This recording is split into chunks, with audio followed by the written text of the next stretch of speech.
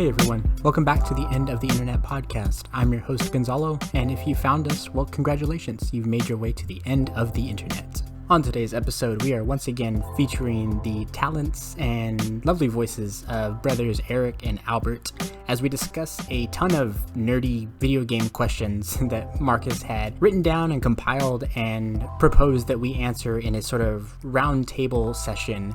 We hadn't got together for a while before we recorded this, so it was a really great excuse to just sit down and have a couple of drinks and nerd out and get real sweaty about things. This episode had been recorded a few months before the holidays, so we hope everyone had a happy holiday season from Halloween through Thanksgiving onto Christmas and into the new year. I really appreciate you guys sticking around and taking the time to listen, liking, subscribing, all that stuff. But for all of the people that inquired about when the next episode was going to drop, here it is.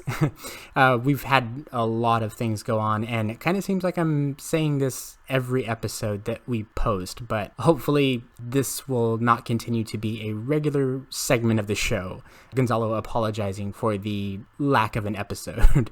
But again, we thank you guys for taking the time. We really hope you enjoy this conversation, and we will try to compile the questions down in the description. So you guys feel free to jump in the comments and answer what are your favorites, what are your least favorites. Follow along, write them down, and let us know. We would love to hear from you guys. So without further delay, here's our conversation about video games, and I don't have anything more specific than that. We'll talk to you guys soon.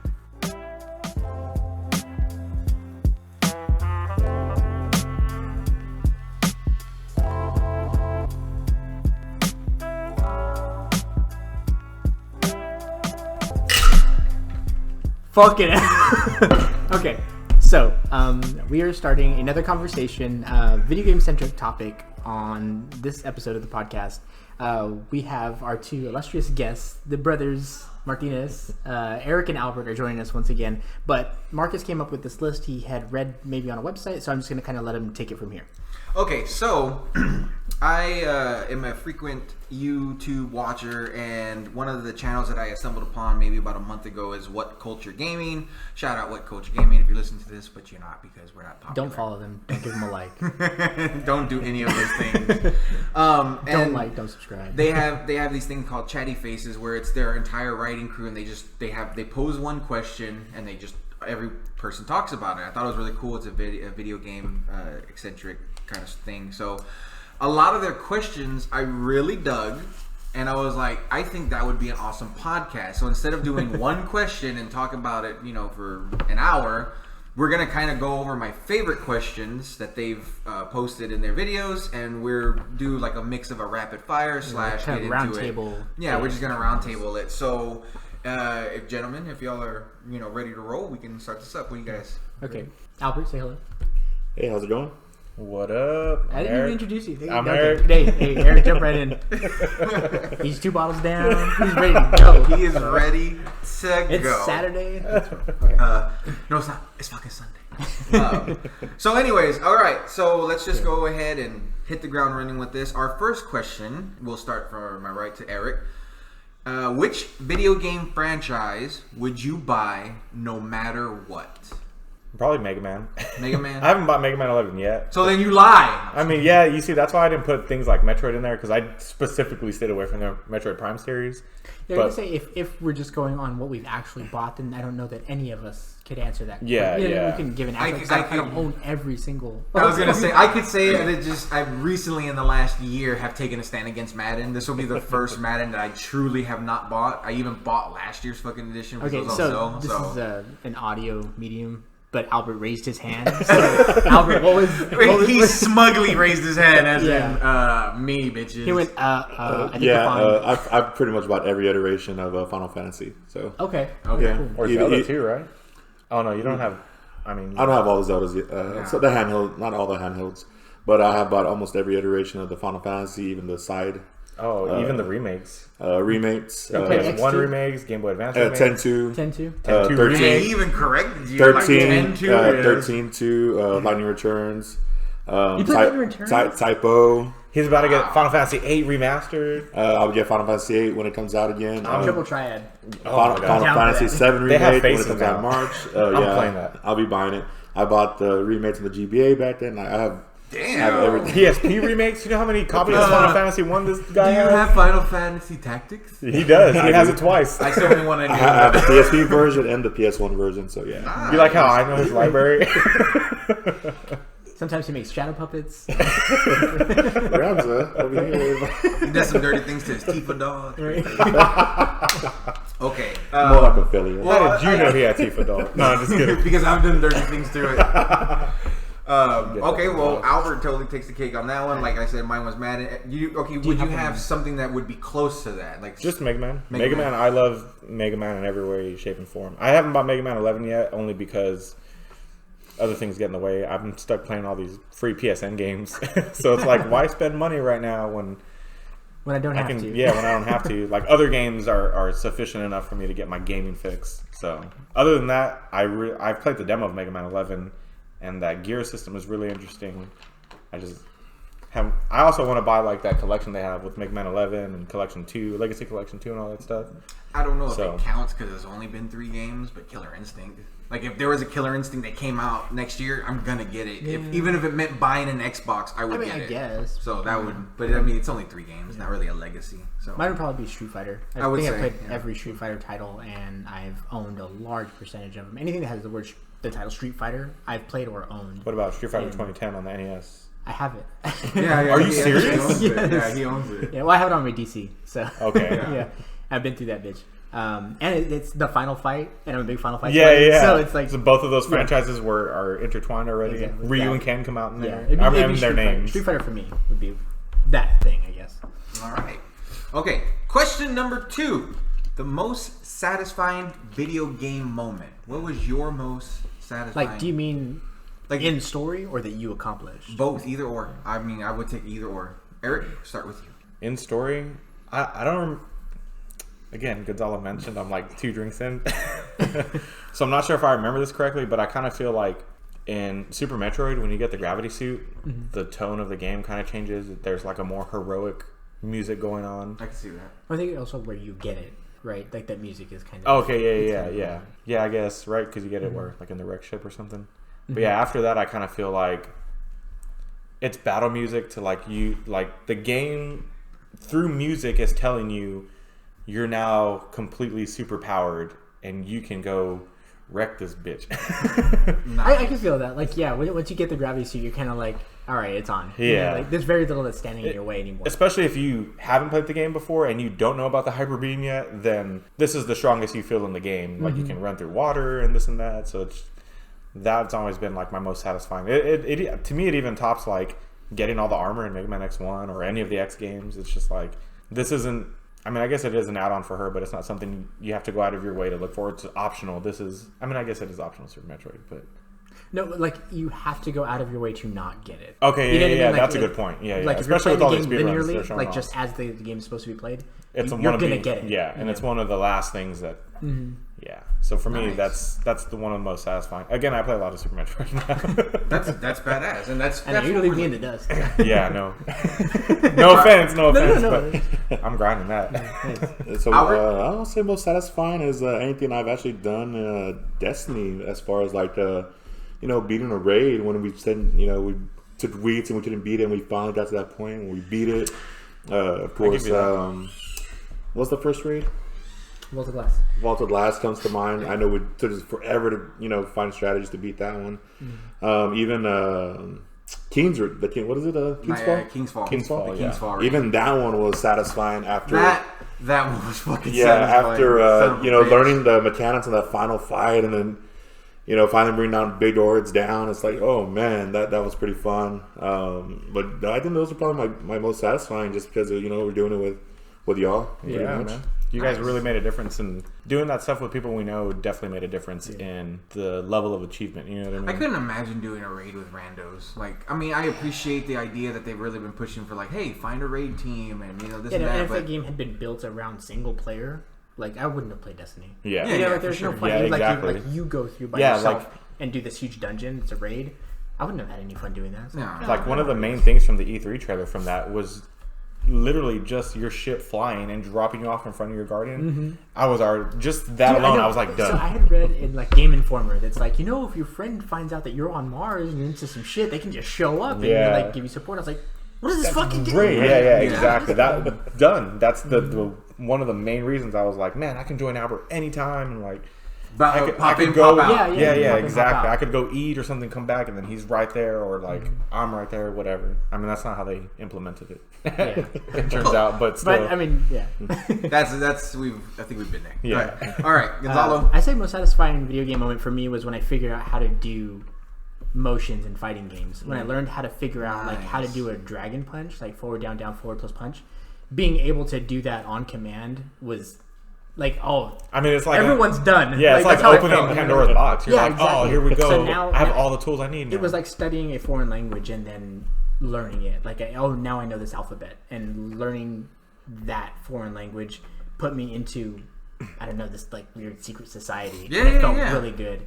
And now that these things were at my disposal the way just like a regular roundhouse or a punch would be, it furthered my love for fighting games and made me want to go deeper and deeper and deeper. So when I figured out, once it was like, it's a motion, it's a quarter circle forward, half circle back, and that just leads to fucking crazy SNK motions like forward, quarter circle forward, back, plus punch, AB or whatever. Yeah. But yeah, figuring out how to do motions in fighting games, especially the Dragon Punch.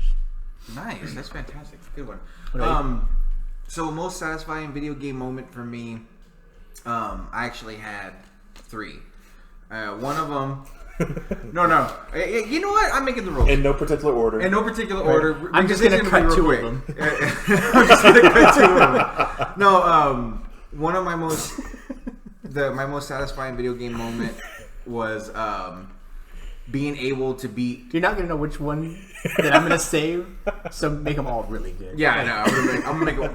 Well, okay, I'm going to give you 2 because 2 of them really mean the most to me. So my number 1 is beating our first raid. I think my first raid that we ever beat was Crota's End. That was my number 1 because I felt like I actually did something. Can I stop you there and ask, was that when we were pulling the cord, or was that when we were when we really beat it? Okay, like when we actually beat it. Because I wasn't there for pulling the cord. Pulling the cord. That was just like grinding for stuff. Yeah. You know what I mean?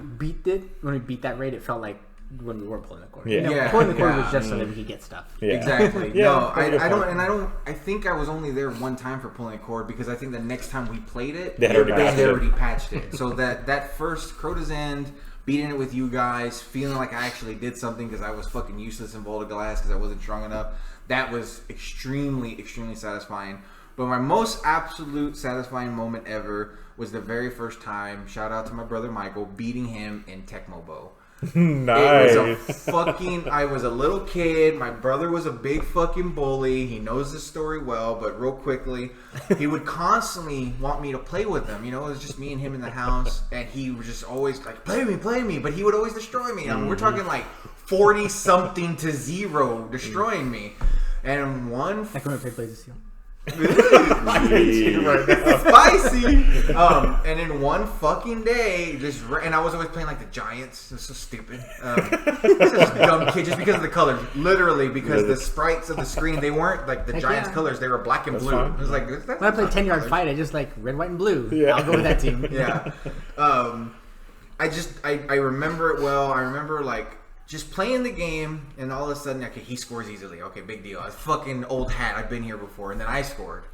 And it's like, oh, wow, I scored. And he scored. And then I scored. And then I picked the ball off, and I scored again.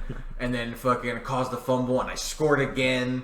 And I'm literally, as I'm starting to, the lead is starting to fucking like grow, and I'm like 3 to 4 touchdowns up. I can feel his rage. And now he's making mistakes because of his own rage. Yes. Yeah. So my big brother and the little brother, like, you know, he used to beat me up and stuff, or like just pick on me, torture me and stuff. I could feel his fucking rage.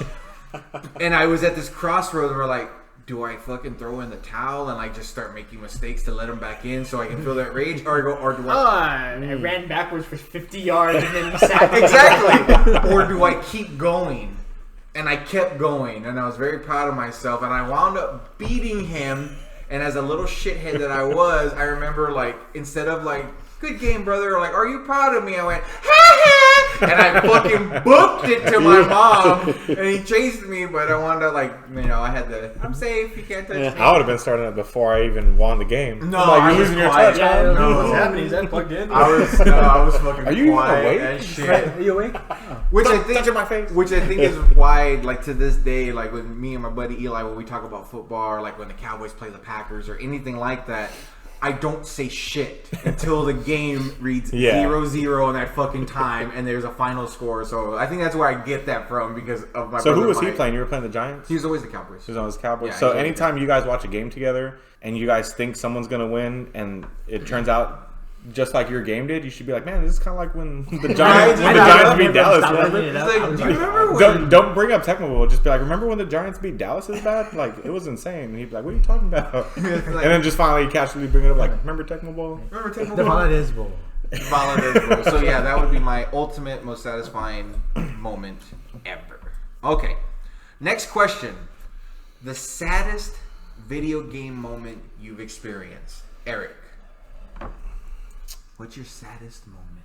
I mean, I guess I don't really have a saddest moment, but the thing that made me feel most sad was in Gears of War when Dom finds his wife. Good one. I was like, man, that really sucks. Like, I teared up. yeah. It took really. me up a little bit. I mean, I wouldn't say. No, It's hard to played say that shit off well. Yeah, like it's hard to say that it really made me sad, but I really did stop and like I need to take a little bit of breather because that's kind of a heavy subject for me right now. Like I guess like 17 or some shit. Jesus Christ, we were men already. Yeah. I wasn't even legally adult or anything like that. So like The age of consent. that was just something I hadn't thought of. You know what I mean? That was a whole scenario that is not in the mind of a 17-year-old kid or anything like that. Me and Gonzalo got to experience that moment together, and that shit hit us like a ton of bricks. And I never forget I our was feeling. playing Dom. Dude, God. he was Dom. I was Markus. Oh, through y'all's whole campaign, you Yeah, were yeah. The whole time. We played And 1 and 2 together. that moment happened, Nice. and there was this no bullshit. I don't give a fuck how nerdy the internet thinks it is. When that moment happened, I felt my heart broke for Gonzalo. Gonzalo's heart broke, and when the game let you play again, we were on a fucking mission. We were getting dude. Like we even got quiet. Like we were kind of quiet for the next couple missions. So we're like, but we're like moving in sync. yeah, no, we were moving like a fucking team, hitting walls. Like for I think the next 2 chapters, we were so like good, perfect. Man. We were fucking on it. Every fucking reload, just like No gun jams. Like we were and pissed, the perfect dude. reloads. We Oh, were man. fucking pissed. But yeah, okay, Albert. Did you have one say? Sorry. Oh no, yes. that was it. I mean, I'm sorry. The only thing else I can say is that's like the one. I don't own an Xbox or any Microsoft gaming consoles, but if I did, it'd be specifically for that franchise. So that almost kind of could answer the like, which franchise would you buy? Because that franchise is almost good enough to make me want to buy a 360 and an Xbox One, but I haven't. That was the question. It's not what would you buy. It's what did you buy. Damn. No, I'm just kidding. What have you bought? Calm down now. Y'all see how he is. You see? But yeah, I'm saying like the closest I ever came to getting Xbox anything was when we played Gears of War. It's just hard to justify Fucking game buying is- a console for And one you know what? franchise. That's the only reason I bought Killer Instinct. a 360. Me. Nice. I don't think I ever bought a system for one game, but All right, we'll go on. it doesn't matter. Okay. So Albert, saddest video game moment. Hit us with the feels. Cause I'm You know, gonna cry. I played a lot of games. You know, like when you a try lot of and story-based jump shooting over games. Birdo.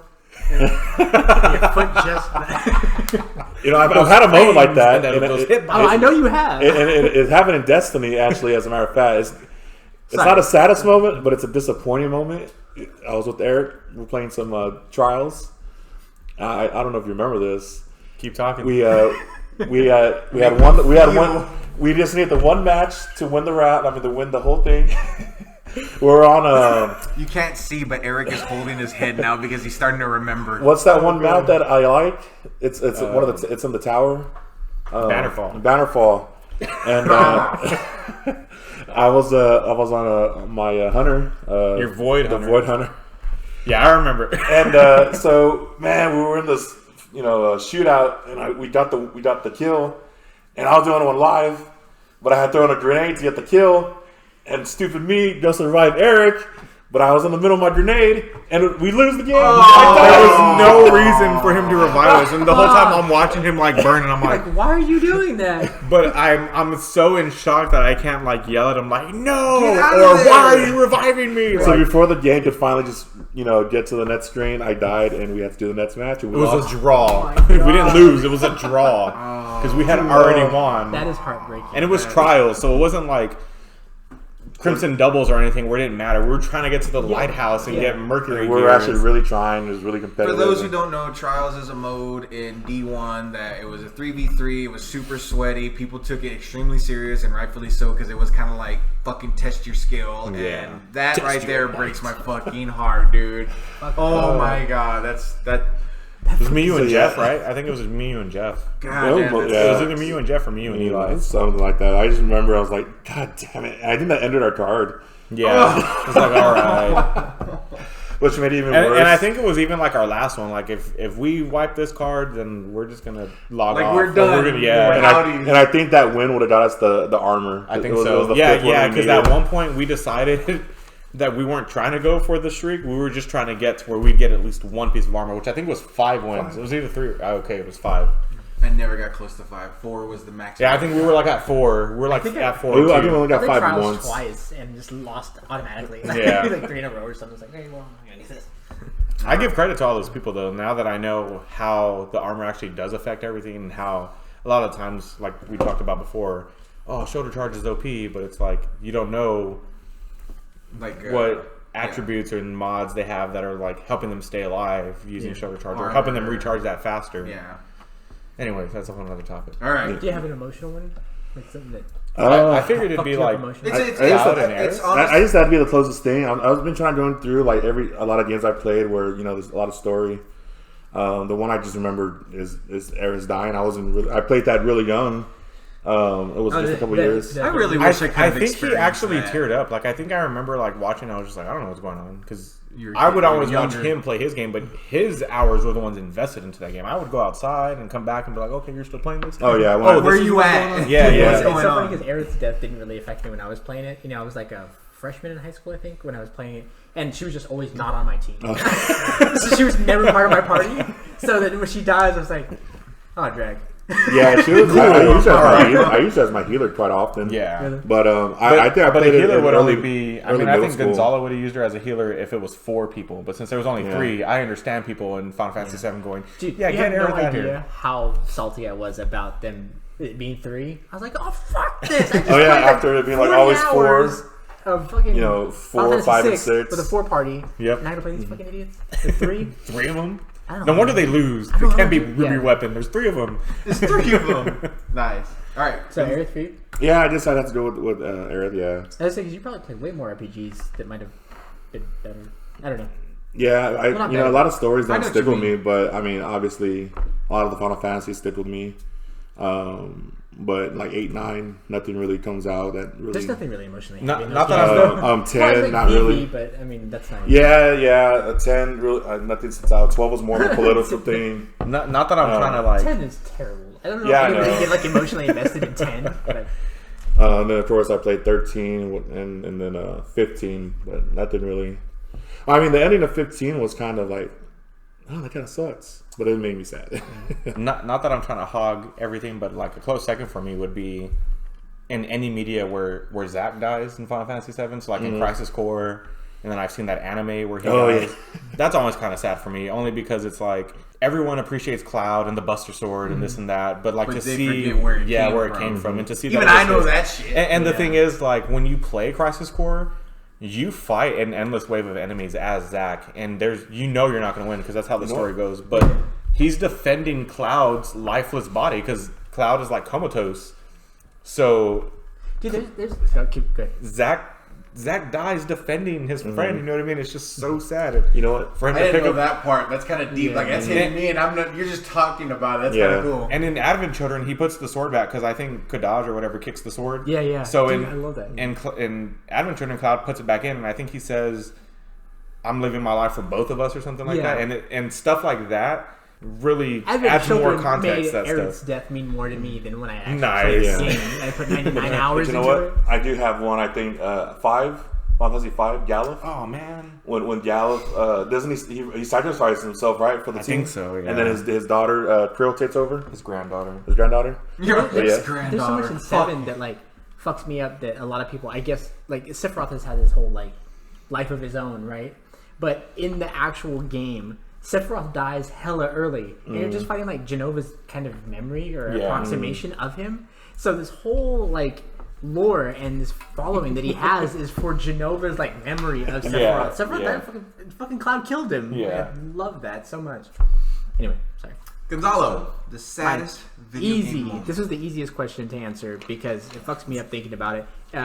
It's in Silent Hill 1 when you realize that Lisa, the nurse that's in the dark world or the other world, is actually dead. That shit fucked me up beyond repair. Yeah. Like I watched a compilation of Silent Hill's best moments like a week ago. And they showed that cutscene, and I cried. Like every single time I see it, the music is Does she perfect. know she's dead? She doesn't know until that moment. So the whole game, you're like makes more sense switching between the dark world and the light world, right? The only person that you have to talk to in the dark world is Lisa, and she's like, "What the fuck's going on? I'm lost, Harry. You got to help me." And he's like, "We're gonna figure this out. I got you." He's flipping between worlds. She keeps like, "Where the fuck did you go? You know, leave me in this nightmare hospital." Come to find out, she's like, "Oh, I know what's wrong with me. I'm one of them." And so she figures that on herself? She figures it out, yeah. And so like she's like, "Oh, I finally figured out what's wrong with me," and it's in the in-game graphics.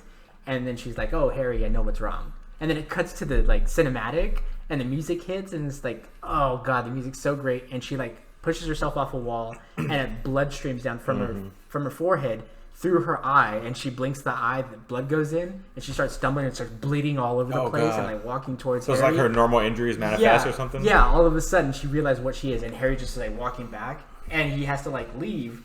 So then it cuts back to in-game graphics, and Harry just has his arms against the door. You hear her scratching and banging on the door, and he's just like, Lisa, he like shakes his head. God, I'm getting chills right now just talking about it. That shit is so sad. Is he like sad that she's dead? Have you not played Silent Hill 1? He's never played it. What the fuck? The most I've ever played So was... I know what your answer is going to be. The most that I've played ever was that one time we played... I don't think you were living with Markus yet in his apartment, but I don't know if you remember, we played one time. It was, we stayed up real late. We just started playing horror games and shit. Was it in Kevin reference to Spacey's PT? Kaiser Soze. I haven't seen that movie. You know how to watch movies, man. It's okay. Oh my god. Damn it. Like, 'cause knowing that is what makes that game such a masterpiece to me.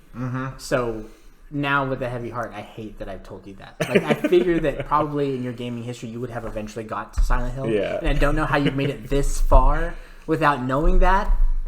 But God, I feel like shit. I wish I had known that, because that reveal you don't get that until like 3/4 into I know. the I game. totally forgot about that. And that shit hits. I blame Albert. I mean, you'll still enjoy it, but it just... Look, Internet, blame Albert. Apparently he played it, but he never... my brother has I'm his access younger to all my brother. library, He didn't tell me. digitally So it's and not physically. your fault. True. You're right. Shit. He has access to all my login information. If I have that game downloaded on my PS3 right now, then the fault is 100% mine. But if Well, I I mean, don't... and you might not ever get around to it. So, Yeah. anyway. That's true. That's true. But Granted, yeah, you still browse my catalog. Hey, dude. Like I said, that was the easiest question to answer on this list. Was Lisa. That sounds like an easy one. If I would have played that game, I probably... That would have been mine, probably. It's called Lisa's Song. I have it downloaded. Nice. They have it in a piano. You probably version. heard it. I probably heard the you're song, Like, oh, yeah. I've heard that before. It hits hard. So, yeah. Hits you right in the gut and it doesn't let go. Okay, so my saddest moment that I have ever had was an easy one for me too. Was in The Last of Us. I was thinking about that too. The first 15 minutes of that game, like I cried. Like I actually fucking cried. So again, I don't know if we've said it already, but just in case, spoiler alerts. Now. Yeah, no shit. I'm sorry, guy. So the alien in Mega Man 2, it's Dr. Wily. Nice. Oh my god. In The Last of Us, they do this really fantastic thing that I love about horror movies and even zombie movies, where they don't just immediately get into they're zombies. They set up a story, there's character development, and you meet Joel and his daughter. And I've never played Last of Us, but I'll never play it. oh, it's I just started playing it. You know what? I'm okay with you saying that, But the only thing I'm not okay with is experiencing that beginning. That's it. That's I've literally only that first 15 minutes you talked about is the only thing I've experienced. I just borrowed it from Albert like a week ago. That game is a great game. It has a lot of flaws, really fucking good. but it is a great game. I cannot wait for Last of Us 2. That is a day one fucking purchase. I'm getting that. Last of Us 2. Some more of us. Yeah, a little bit more. But anyways, so they introduce Joel, who's going to be your main character, or one of the main characters. They introduce his daughter. Long story short, he has to leave. She wakes up in the middle of the night, and it's basically the beginning of the end of the world. Yeah, there's the fungus-driven zombie apocalypse. He comes back home, fucking chaos ensues, and they really are able to capture panic. They capture the panic of the two characters, a father protecting his daughter, the uncle, city. The brother. And it's taking place in Texas, by the way, which is also fucking awesome, because there's that part where he goes to the crossroad and there's a sign that says like El Paso or some other shit. Or like Victoria. Like, it's so cool. Anyways, they are trying to make their way. They're trying to escape. And eventually, him and his daughter break away. Eric is an alcoholic. Sorry, I was like, man, that's really loud. I wonder if I can play back on that. And they don't run into a zombie. They run into a soldier, quote unquote, doing his job. He's telling them to get down.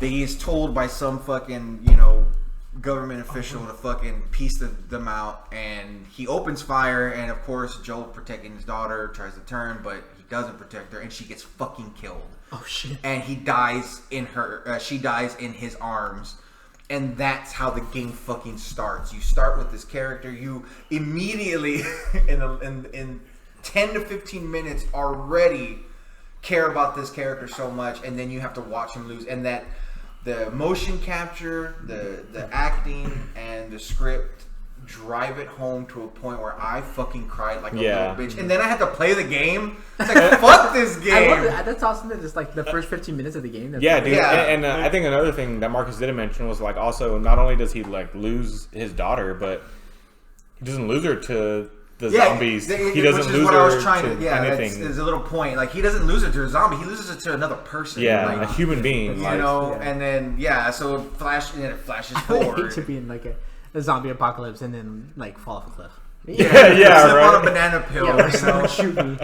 It's the most depressing thing, because they were able to really capture like the lifenesses of the little girl, the father fucking like just completely destroyed, and the game just goes boom, goes black. The Last of Us, and then it's like, what is it, like 10 years later or some shit like that, or it's like 8 years later. And Joel kind of goes through the same thing like later on, because he those feelings for that would be runner up. The end of the game. He has to determine, does he really want to give her to the group, or does he want to the idea of this one person's life and he's greater than the life of the fucking world, or that's a whole fucking thing too. It's like he's gonna lose another daughter again, and the daughter. And my runner up would be in the same game as when she fucking looks at him and is like, is everything you're telling me the truth? And he looks right into her eyes and he says yes, even though it's a big fucking lie. I think you're mad with power. You keep getting 2. I'm sorry. Eric got 2. But 2 what? 2 dicks, bitch. No. But the beginning of The Last of Us is my all-time. Like, I cried so hard. It was good. Okay. I cannot hear enough good things about Last of Us. It's super good. Yeah. All right. Now a fun one. A video game you regret buying. Eric. I don't think I have a video game that I regret buying. I think I love... You've never made a video game purchase like screw up? Like, oh man, I should not have got this. Or you thought it was going to be one thing and then you played it and you're like, this fucking is not what I thought. This is one of the harder ones for me just because I'm so frugal. I mean, that's easier... it's really hard for me to purchase something that I didn't know for sure. Even when someone gives you money. That was very easy to accomplish back in the day. Like in the NES and SNES days, that was very easy to accomplish. Anybody that bought Superman 64 knows that that's easy to accomplish back in the day. I dodged that bullet. Holy shit, I dodged that bullet. But it didn't look good, so whatever. But I don't think I have a moment like that. The only moment that I have similar to that, which is kind of the opposite, and technically had I made the different choice, I would have an answer for this, but I have an answer for a game that I bought that I didn't regret buying, but had I bought the other choice, I would have regretted. What was the game? So almost bought. That would have been your regret. Yeah. My grandma, like Albert mentioned earlier before we started recording, my grandma used to have a shop in a Flea market. She would have an indoor shop. My grandpa would have an outdoor shop. They basically my grandma sold clothes and snacks and stuff. For my grandpa, since it was outside, he just sold snacks, drinks, and chips and stuff. Well, not that far down from my grandma's shop, this person always had a little clear bin full of NES games. And the choices, my mom was like, you only get one game. I think Albert got one game, I'm not sure. Or he might have gotten something earlier that she was like... I don't remember. Okay. She was like, you only get one game. Like, you only get one shot. And there was 2 games that I was holding. I was like, man, both of these games I want, but I don't know which one to choose. And the first one was Ninja Turtles, which as a child... The first Ninja Turtles? The very first Ninja Turtle game on NES. Mega Man 5 Ninja Turtles? No, it wasn't Mega Man 5. It was Mega Man 1. Oh, so Mega Man Ninja Turtles was the... It was Mega Man 1 or Ninja Turtles 1. I already had Ninja Turtles 2. I already had, like, Mega Man... 3 was the only one that we owned, I think, at the time. So I didn't know which one to pick. And I picked Mega Man 1. And I had never played Ninja Turtles 1. And for the longest time, I was like, I wonder how that would have turned out.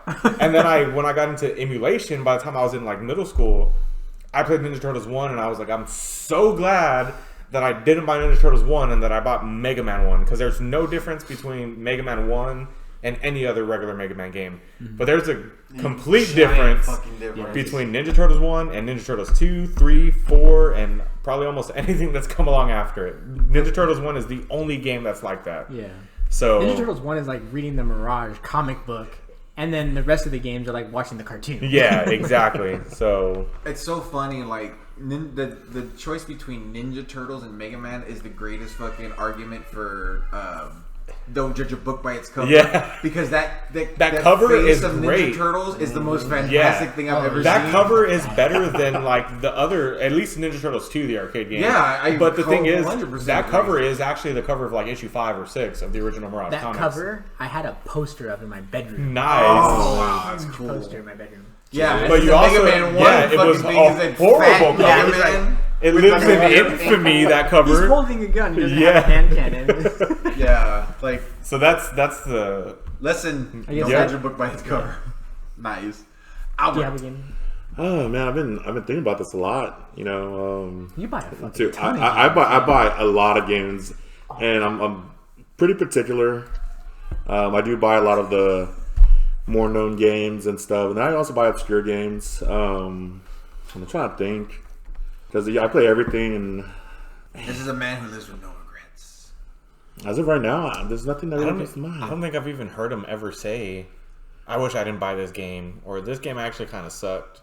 Like he's always genuinely He's like, enjoyed "Well, it's a some video game. game." Yeah. I video think game. that's That's awesome. I play video games to enjoy myself. I give him the title of like true gamer. Like he'll find even the smallest thing that he enjoyed about a game and be like, yeah, that was worth it. I love having this game in my collection for this small thing, and that's fine. That's badass. You're like everything right with. Boo. Yeah. I'm totally not like that. I'm like, oh, but this game does this, and it's so dumb, and I just don't need to spend time playing that game. He's really not like that. Okay.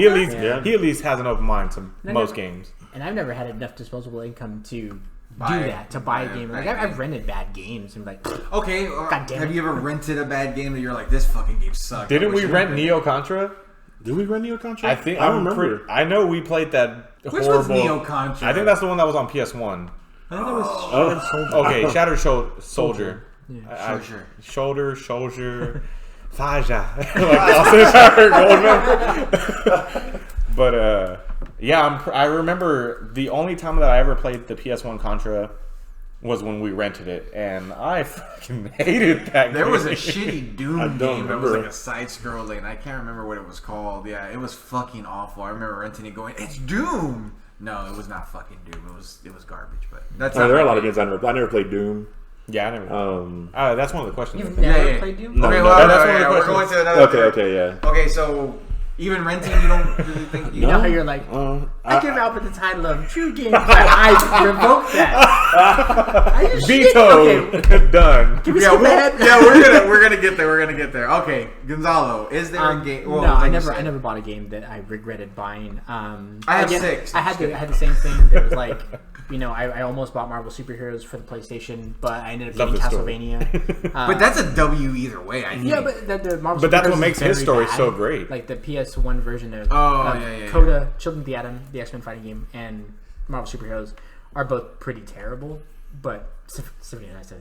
Yeah, 79, fantastic. That's about as close as that. And then a bunch of fucking random games like Shaq Fu and Eternal Champions and a bunch of shit. You bought Shaq Fu? No, that I rented and okay. I was like, I don't know. Yeah. So, Killer Instinct Gold.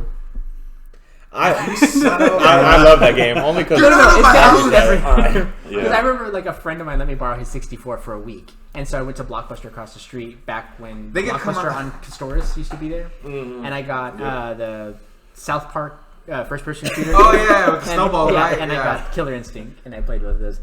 And my friends were like, "You didn't play Mario or Ocarina of Time?" No. South Park, bitch. I love how like only people that grew up in that time when these consoles first launched remember a time where people were letting each other borrow consoles. You know what I mean? Like you don't ever hear anybody like, "Oh yeah, he let me borrow his PS3 or his PS4." Dude, no. My fucking Abel, my buddy Abel, and the alcohol is starting to hit. Yes. My buddy Abel, when I had my knee surgery, let me borrow his PS1 for like 3 weeks. I played MGS, I played Silent Hill, and then I fucking finally got to play Street Fighter like Alpha 2 or 3 or some shit like that. But he let me borrow MGS and Silent Hill. PS1 too. Okay, which you should have 1 and 2. Bro. Okay, 2. It had to be 2. And he let me borrow them for like 2 weeks, and I beat both fucking games. So thank you, cool, yeah. Thank you, Abel, because I would have never. Eli had MGS, but I mean, I never got to play it that long. Yeah, like, I got that. gifted 2 both games stories. Stuff, like both Star Ocean, the Star Ocean for the PlayStation 1. Oh, okay. I got gifted that, and I didn't like it. And I got gifted the South Park racing game for the PS1. Oh, yeah, that was bad. And I didn't like that either. Yeah, that was bad. See, I remember But I running didn't Star buy Ocean, them. and I ended up buying the PSP version, and I played the fuck out of it. I loved it. either me or And the Star Ocean him. one. Either me or him got gifted Monopoly on the Super Nintendo as a Dude, child. I fucking played the shit out of Monopoly for the NES. Oh, nice. I know you have a story. I do. Yeah, I definitely have. Marcus has a story though. Go. Okay, so my story. I was a kid. It was my birthday. I got an N64. I didn't get a game. My mom bought me an N64 for my birthday. I was super fucking excited. What was the first system that didn't come with a game? Was it 64? I don't know. Yeah, it had to be because Maybe both. But it was like a Them and Nintendo. PS1. Super NES. You know what I mean? Like it started to like. I had Mario, and I had gotten Super NES and Mario, so it had to be the N64. And PS1. I think that was part of like the 64 that like soured it to me. I was like, it doesn't come with a game. I don't think we got a Yes, PS1 game. You suspect. Well, PS1 came with a demo disc. It came with a demo.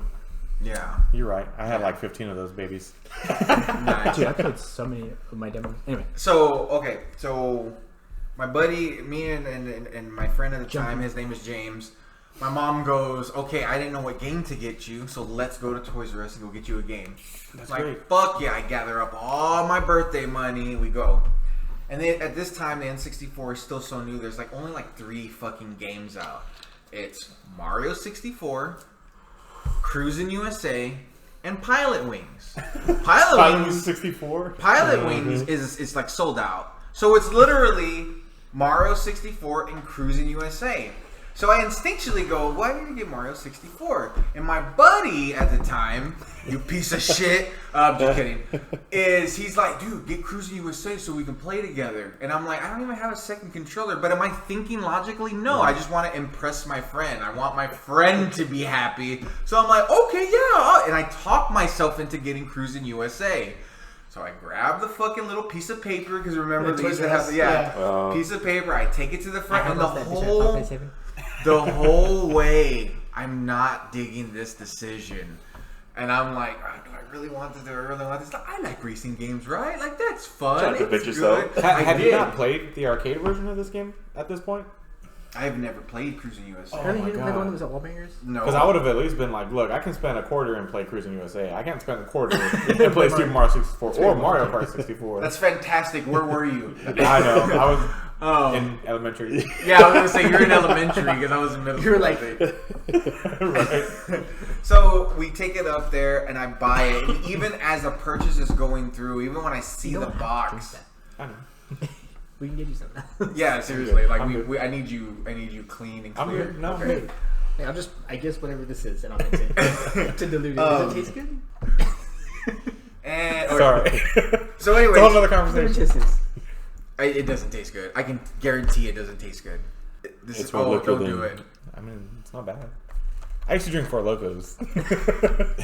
This does not taste as bad as a I Four. want to go and dump this out. He remembers Four Loco days. Yeah, I do. Okay, so anyways, long story short, we're fucking there. I get it home, we play it, and I'm not necessarily Gross. I'm not necessarily hating the game. I actually played it quite a bit. It was all right. It wasn't until like It's a not the couple. world's worst racing Yeah, game. it's fun. not really It's awful. fun. I mean, It's It's just, not, certain- it's it's just certain- not one of the greatest games ever Yeah, made. it's not one of the first games you should have bought for your 64. so It's something you should have years bought later. and At I'm least you talking get pilot wings. like it's a handful of years later. I don't know if it's 2 years later, 3 years later. I find Mario 64 in a bargain bin for like $20, and I'm like, oh, fucking awesome. I get it. I take it home, I play it, and immediately after maybe the first hour of Mario 64, I am throwing a fucking fit because it's one of the best games I've ever played. Mario 64 blew my fucking mind. I was praising it as if it was a fucking religion, and I was so upset. And people were like, yeah, we've beaten that game like 3-4 years ago. Everybody knows. 64 Everyone stars or whatever. knows that fucking shit, and I was so depressed. But yes, once I played Mario 64, beat it, got all the fucking stars, did everything I needed to do, I just remember going, God damn it, I could have had years of this, and I was so upset. And that is the one video game regret You would have been purchase speedrunning already. ever. And that's because I bought Right. fucking Royal Rumble for Dreamcast, and that shit sucked. But no, that's my regret. And 64 Okay. Cruising USA. My 64 story is that one time I went into like a KB or some place that had it on display, right? And I was playing it. And you know how when you're like running with Mario, he kind of like skids to the side? He's like, Yeah. Yeah. I was like, this is embarrassing. And I like walked away Yeah. from it. I did not like it. Dude, there was... What? Yeah, that was Dude, as a kid, there was so many things I didn't like about that. I fucking hate you both right They now. couldn't have paid me back in the day Yeah, to back then like I Super would Mario just not 64. What is wrong with y'all? Also, Because shout out to it KB wasn't TV. Toys, who also cannot like and subscribe to the channel. got him. keep drinking, son. The funny thing. Holy Wait, shit. so- Albert, you didn't feel this way, did No, you? I loved it. You- I didn't you actually like didn't play it Mario. until the DS version came out. Okay. And that's probably that's another 4x4 reason was probably why I fantastic. didn't like it. I mean, I played it at like friends' houses and shit because I had friends, but It was weird because it was like old man, new man, right? Because like the old man in me was like, this isn't Mario that I know. Yeah, You know, yeah. fuck this. Yeah, yeah. And then new man in me was like, I'm playing PSX. I Fuck think that old grandfather game where he's like, it's a me. I was yeah. like, okay, Dad, go play I- that. I think I'm it gonna was go such a play big the jump in PlayStation. graphics. Like we went from Super Mario World, which is, It wasn't until way later that I realized what Mario 64 did for the industry. What it did Yeah, as a video yeah, game. yeah. Like the I guess the Analog code that game? it cracked. Yeah, they figured out how to make 3D work in a Sort of. platform, sort of. Yeah, Pretty fucking wild. I mean, they definitely set the standard. the standard. Without that game, probably we wouldn't have 2 sticks and shit by this time. Or Yeah. we'd Yeah. be really Anyway. dumb about it. Okay, next question. A game you are ashamed you never played. A game I'm ashamed that I never played would probably have to be Legend of Zelda Twilight Princess. Nice. So you've never played it. I've played No, never No, played. never Not played. even Can't have dipped played your it toe. now. at all. I've only played like the first 10 minutes. You I never tried played it it to this day. You still Okay, haven't touched it. I mean, I wouldn't count it. I used it to try to run the Dolphin emulator. Oh, okay. You weren't playing. You were Yeah, I wasn't really. Yeah, I was trying to see if I could get that game to run in 1080p on the Dolphin emulator. I would have played it now. I get what you're saying. But my computer is such a piece of trash that it doesn't run it. So I've never played it. But I've always liked the style of like the art and everything. It's Twilight Princess. it's an adult version of It's more mature. it's an adult version of Ocarina of Time. yeah. You know what I mean? So It felt like the natural evolution of yeah, Ocarina. exactly. And even seeing things like the wolf link or whatever goes on in there. Having like the actual chainmail on Link. Yeah, and, to like, me, seeing the threading and the stitching and shit, Yeah. stuff like that, it was really cool. Yeah, to me, I it was agree. like they took the best of Majora's Mask and the best of Ocarina, and they put them together, gave it this darker tone, and made it just look awesome. Because I was growing up, I was getting tired of playing Link in bright colors and this and that or whatever. So that was very dark centered. And then I think you even fight somebody later who's like I'm gonna say Stalfos because I think that's what they're called, but it was basically like a skeleton warrior. And yeah, he looked really. It wasn't that weird, like cartoony skeleton. Yeah. He looked fucking like kind of scary almost. But there's also a conspiracy that he is one of the previous Links in Legend, and that's why he holds the shield in the same hand as your Link and this and that. Is that He's a lefty. Yeah, and I think he even says something. There's something cryptic he says that I've seen in Let's Plays that I'm like, man, that's really cool. That's a really cool thing that not only that is his game look awesome on its own right, but it's kind of connecting it to the other games, or at least a other game. So that was really cool. But again, I've never played it, so I can only judge that game on like appearance and stuff. When people ask me how it plays, I'm like, I don't fucking know. I never played it, but to me, it just looks like a fantastic game that I've just never touched, and I kind of wish I would have touched it a little bit. Nice. Albert, game you're ashamed you never played. I would have to say, I'm gonna actually go with the whole series on this one, Halo. What? Yeah. Never touched I actually borrowed a Halo game from a friend, but I never played it. Actually, Eric ended up Was playing it Halo 1 or I don't remember if it was Halo 1 or 2. It was 2. But I got to the very last chapter of that game. So Yeah. that game was really fun. I don't consider me having any experience in Halo either, just because I played the campaign of that game. But yeah, I never played a Halo game at all. Oh my Considering God. That breaks my heart, bro. That doesn't break my heart because we just learned like 20 minutes ago that fucking Albert's never played fucking Doom. Yeah, Shame on you. Shame. That's Shame one on thing you. I was never into was the first person shooter or the shooter back in the day. I kind of, you guys have heard me mention this stuff before, and I kind of hope that you guys didn't catch on to it. But I always would say Modern Warfare 2 is the very first real experience of me for first-person games. Because I don't know why I didn't put that together because Albert had said during the Destiny episode that Destiny was kind of like the first real first-person shooter that he really got into. So I had played I Doom did play before. a lot of Modern Warfare with Eric. I had played Doom before, but I had only played it literally like 5 minutes. I think I played it like on a collection game, and I was like, well, what else is on this collection? Because Doom was already kind of outdated by the time I played it. So Yeah, and then none of that stuff appealed to me. Doom, and then but that's not a game that I regret playing. GoldenEye That's came out. I heard, and I was like, oh, that sounds good. Nah, it's going nice. See, that's the thing. Like, I played GoldenEye, and everyone's like, "Oh, GoldenEye, dude!" Fucking like circle jerk. And I played GoldenEye. dude. I fucking hate it. I think Thank it's a terrible you. game. Thank you. But I played Doom, and Doom is a lot of fun. I fucking hate you but- both so much. That's strike two. Right. You got one more. That 64 is a piece of shit. Fuck you! That 64 is one of the best systems ever. I appreciate like it's like a cultural footprint. Yeah, but yeah, that's a exactly. fucking Just game, like Mario 64, right? Yeah. Why are we so intent on this shit? Like I even Y'all can go played. suck each other's dick outside. I even played GoldenEye recently, as far as like That's why me and Albert played 3 together. years ago. It's like 4 or 5 colored blocks running into things, and then the James Bond theme randomly happens. Oh my god, I hate you so much. But yeah, Halo I never played. It never appealed to me. Funny enough, though, I did buy an Xbox, but I bought it for Knights of the Old Republic. Oh yeah, he bought it for Coder. Which high five to Albert, because I will never be mad at him for that shit. Because Coder is one of the best, Yeah. not only best Star Wars games, That but game is one so of the best good. RPG games. That game is so good that it's ruining the film franchise. Yeah, Like, exactly. Give People us are, Kodor. give me a Coder movie, come on! Like that's all everybody wants. I mean, That game's ass. Fuck y'all. no, you have no idea. You must You don't not like be a Star Wars very fan. much, yeah. Fuck it. You have to be at least like a 50% Star Wars Salty, fan right? and like a 50% RPG fan to You have to be like 3 layers deep into Yeah, Star yeah. Wars fandom to like Kodor.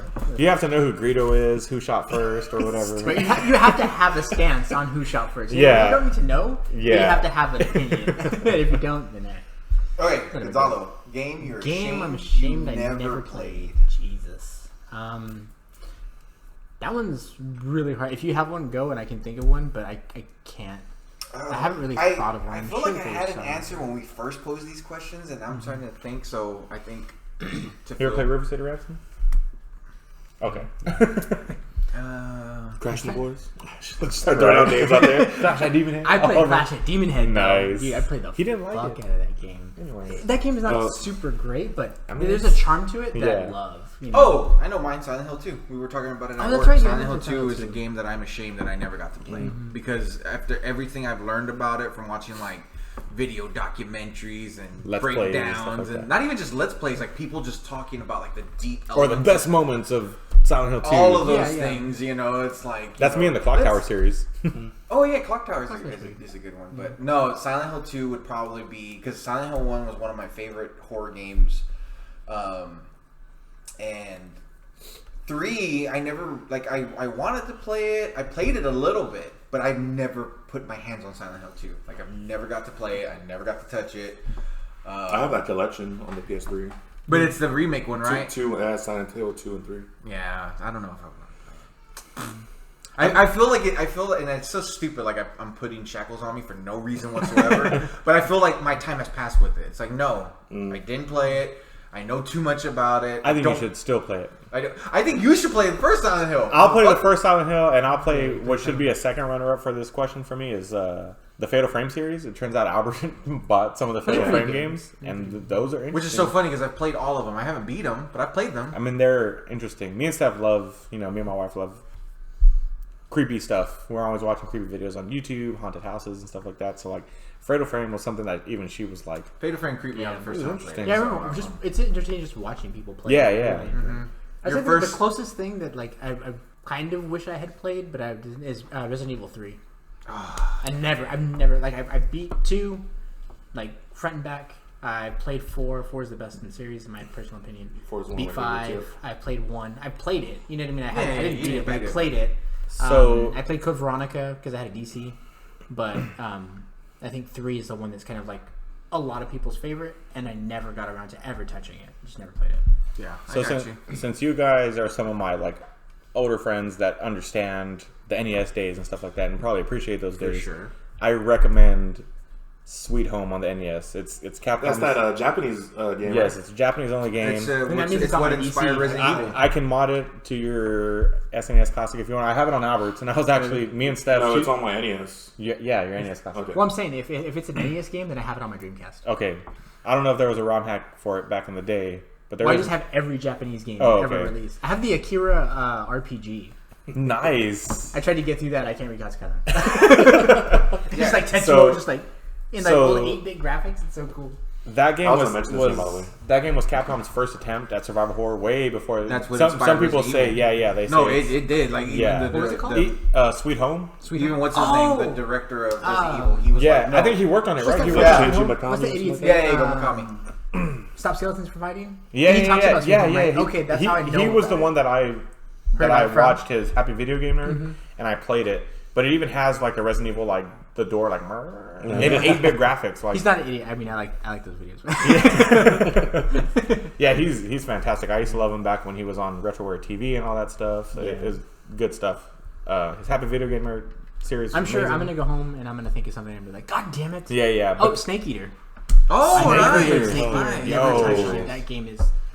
Yeah, it was just when I hear about it, I'm like, God, what is wrong with me? Yeah. Like, am I broken? Some of the cool things that they did in that game were very groundbreaking. Like, what's his name? That boss, The End. The end. Oh, That that's so you could just legendary. like let him die. Love 'Cause forever to Kojima for that. Man, he thinks for sure. of the best things. He doesn't think of like maybe it is the most obscure things, but it's also like some of the best things that could ever happen in video games. He thinks of it. There's a 3.5-hour video about it's called Why Metal Gear 4 Was a Mistake.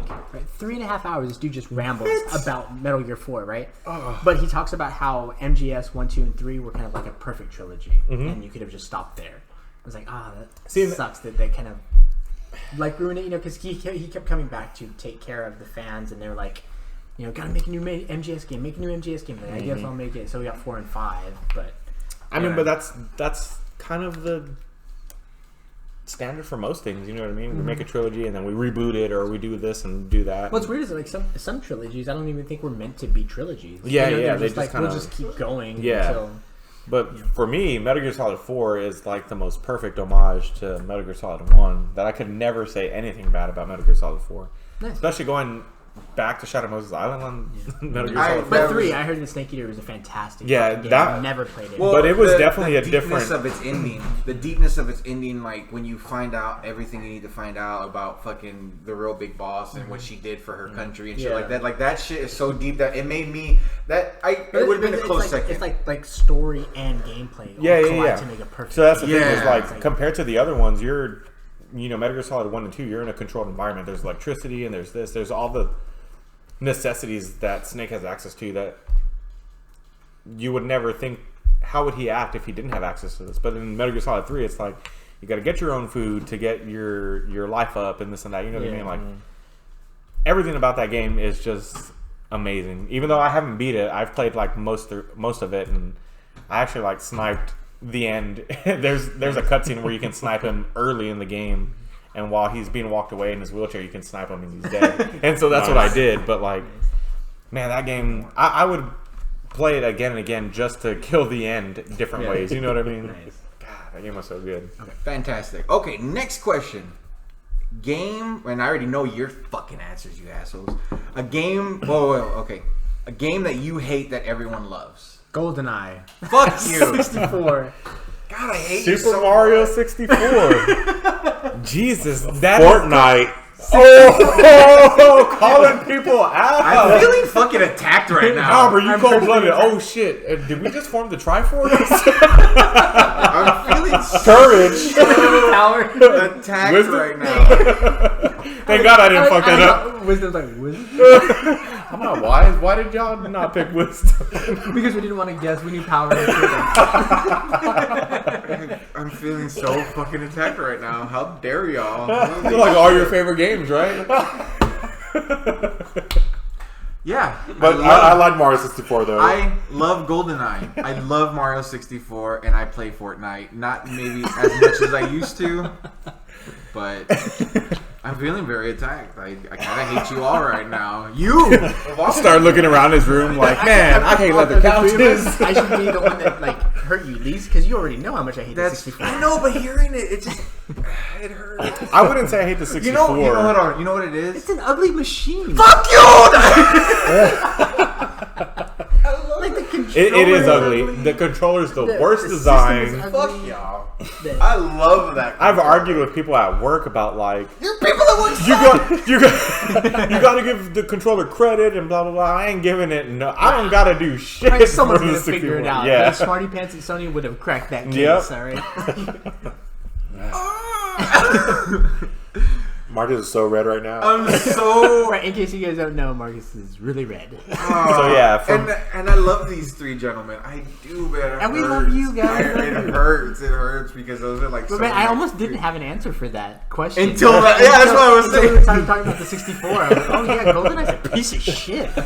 yeah, I've hated Super Mario 64 since the very beginning, and I don't think- even know why I went through it on the DS. 'cause think I went the through it as problem Yoshi. with this moment and why I'm so angry is because I've heard these things before, and I think I've purposely No, I think so. ignored them. Yeah, I think you're kind of like blotted out. I've been It's like, blocking them out, oh, but you now don't I'm really mean confronted that. with I think the you even- three-headed dragon. I'm like, fuck. You even wore the Batman shirt so that we wouldn't attack you on your games, but I mean, it just still happened.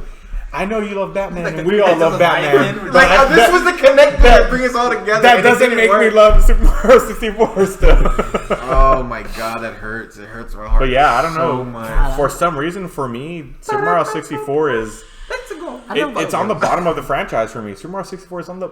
I mean, Mario Bros. The arcade game for me beats Super Mario 64. Dude, you were just. I think you were I have just like mean. a real like You're just fundamental mean. problem with the system itself. Like, Yeah, I think that's what it is too. I didn't like the system at all. Like, I was super pissed off when my dad decided to get a PS1 for a fucking pinball game versus like me growing up with the NES and the SNES and Like wanting the PlayStation. 64. But not me. I was moving into tomorrow, man. I was like, oh, they're gonna stay with cartridges. Really? I was like, Mom. no, I'm trying to go to Can the you get me a future. PS6? Yeah. But ever ever since I played it, and it's so crazy because I love like Super Mario 3D Land is an amazing game. But it's not really like. And I don't know Super Mario 64. That's yeah, true. it's not as I open. played Ocarina of Time. Like I played it for a couple of days, and I was like, oh god, this game is almost perfect. Like I can feel why people love it. You know what I mean? Like the sound effects, the environment, even though everything like looks like I love the like rudimentary graphics of the 64. Everything's just like green blocks and round blocks. Yeah, it's like a bunch of squares running around. A moving flat piece. You have to like squint, and you think maybe that's. Am I the only one who saw the fucking grainy shittiness of PS1? I was never impressed with.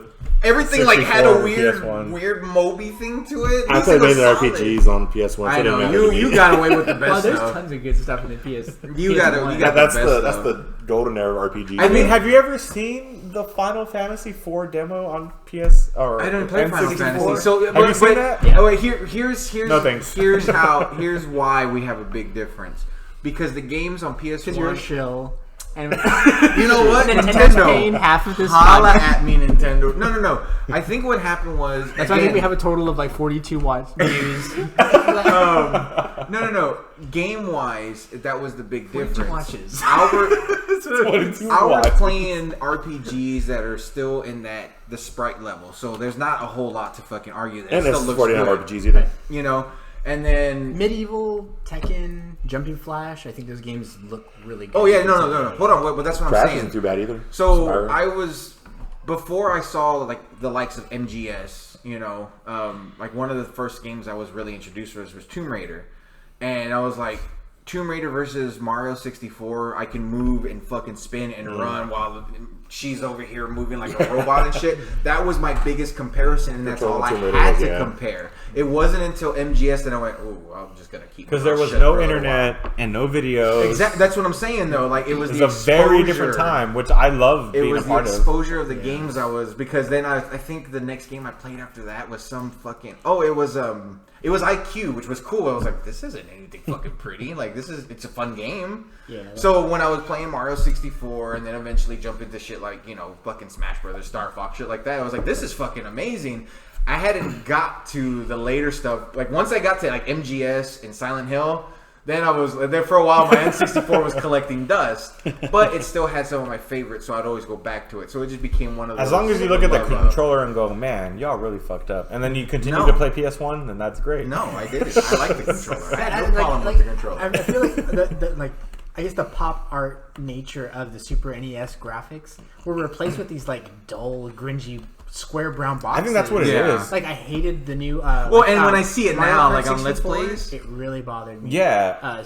Mario 64, all these fucking. If games. you compare them all directly to each other, Link to the Past to Ocarina, Mario Kart to Mario Kart 64, Mario World, which in my opinion is the greatest Mario game that's ever come out. That's what I would say too. Compared to 64 is just like Castlevania. Like you do Symphony of the Night, and see, like what was it, Circle of the Moon or whatever? No. I wouldn't even say like Castlevania 3 compared to like.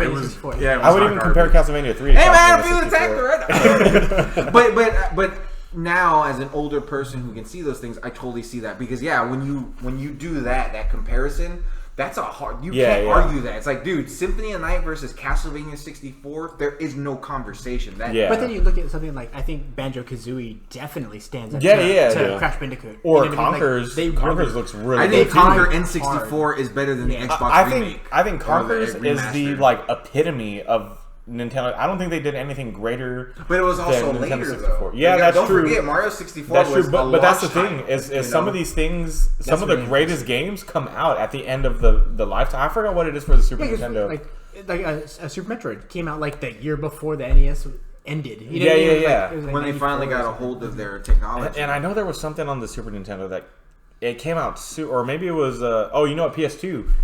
God of War, 3 came out on PS2? Is that correct? I believe so. It was one of the last titles for PS2, but it was like the most polished out of all the God of War titles. Was it 3? I thought 3 was on 4. Either that or it was 2. No, they remastered it. They remastered it on 4 because I bought for it. sure. Yeah, we have you're that. 100% right. Yeah. But even people say like, I remember even articles at the time when the internet was still fairly new and shit, but. It was like it was still a vicious, toxic beast. Yeah, it was like, is God of War 3 the last great title for PS2? And I remember, I think it was Kotaku, or maybe it might have been I was on GameSpot a lot of the time back in the day, so it might have been GameSpot, but it was like this title's coming out so late in the life cycle of the system, but is it still going to outsell whatever launch titles come out on PS4? And I think it actually did. Probably did. I think God of War 3 sure did. It did. I mean, it already had a fan following. It was the most polished. I played God of War graphics 3. were amazing. I played it as a PS4 remaster. Yeah, I mean, there's a reason that game came out as a PS4 remaster, not 1 and 2. You know what I mean?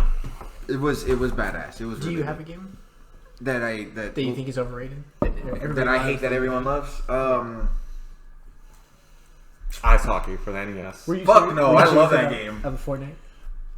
One that everybody loves. No, I don't care for Fortnite at all. And then it just goes into the whole thing. I don't like battle royale games. Okay. A game that I hate that everyone seems to love. Or wait, what was the question again? It's right there. I blotted it out. I blotted it out. Okay. Eventually, we'll upgrade to video podcast, right? Well, a game that you love that everyone hates is next. So it's a game that you hate that everyone loves. Yeah, a game that you hate that everybody loves. Yeah, that's right, because you hate me. A game that I hate that everyone seems to love. I was thinking about like a game I bought that I regretted is Street Fighter 5. Oh yeah, Street Fighter 5 I that bought, sucks. and then I was like, fuck this game. I bought it too. We love you, guy. Dude, I don't think I have one. A game that I absolutely fucking can't stand that everyone seems to love. What about like Binding of Isaac? I would have assumed that Gonzalo would have loved Binding of Isaac because it's almost it's a simple game. It's like Zelda. It's like being in like a the constant overviews like Zelda. No, it's being like in a constant Zelda dungeon. I played it. Yeah. I was trying to explain to this game I played and I hate it. I don't hate it, but I think it's not very good. Not as good as people make it seem to be. I didn't even know there was a fan following for it. I just People downloaded love it. this game for some reason. I got it. PUBG. I can't fucking stand God. that game. That game is. It looks ugly. Eric literally made it like as if someone had punched him in the kidney. When Yeah, he goes, like, oh god. Yeah, I'm ready get- to nap through this. And it's so funny because, you know, if we were super popular, there were hundreds of people arguing to be like, this dude plays Fortnite but doesn't play PUBG, he sucks. Fuck that. Fortnite is clean, I can it's see that pretty, happening. It's clear.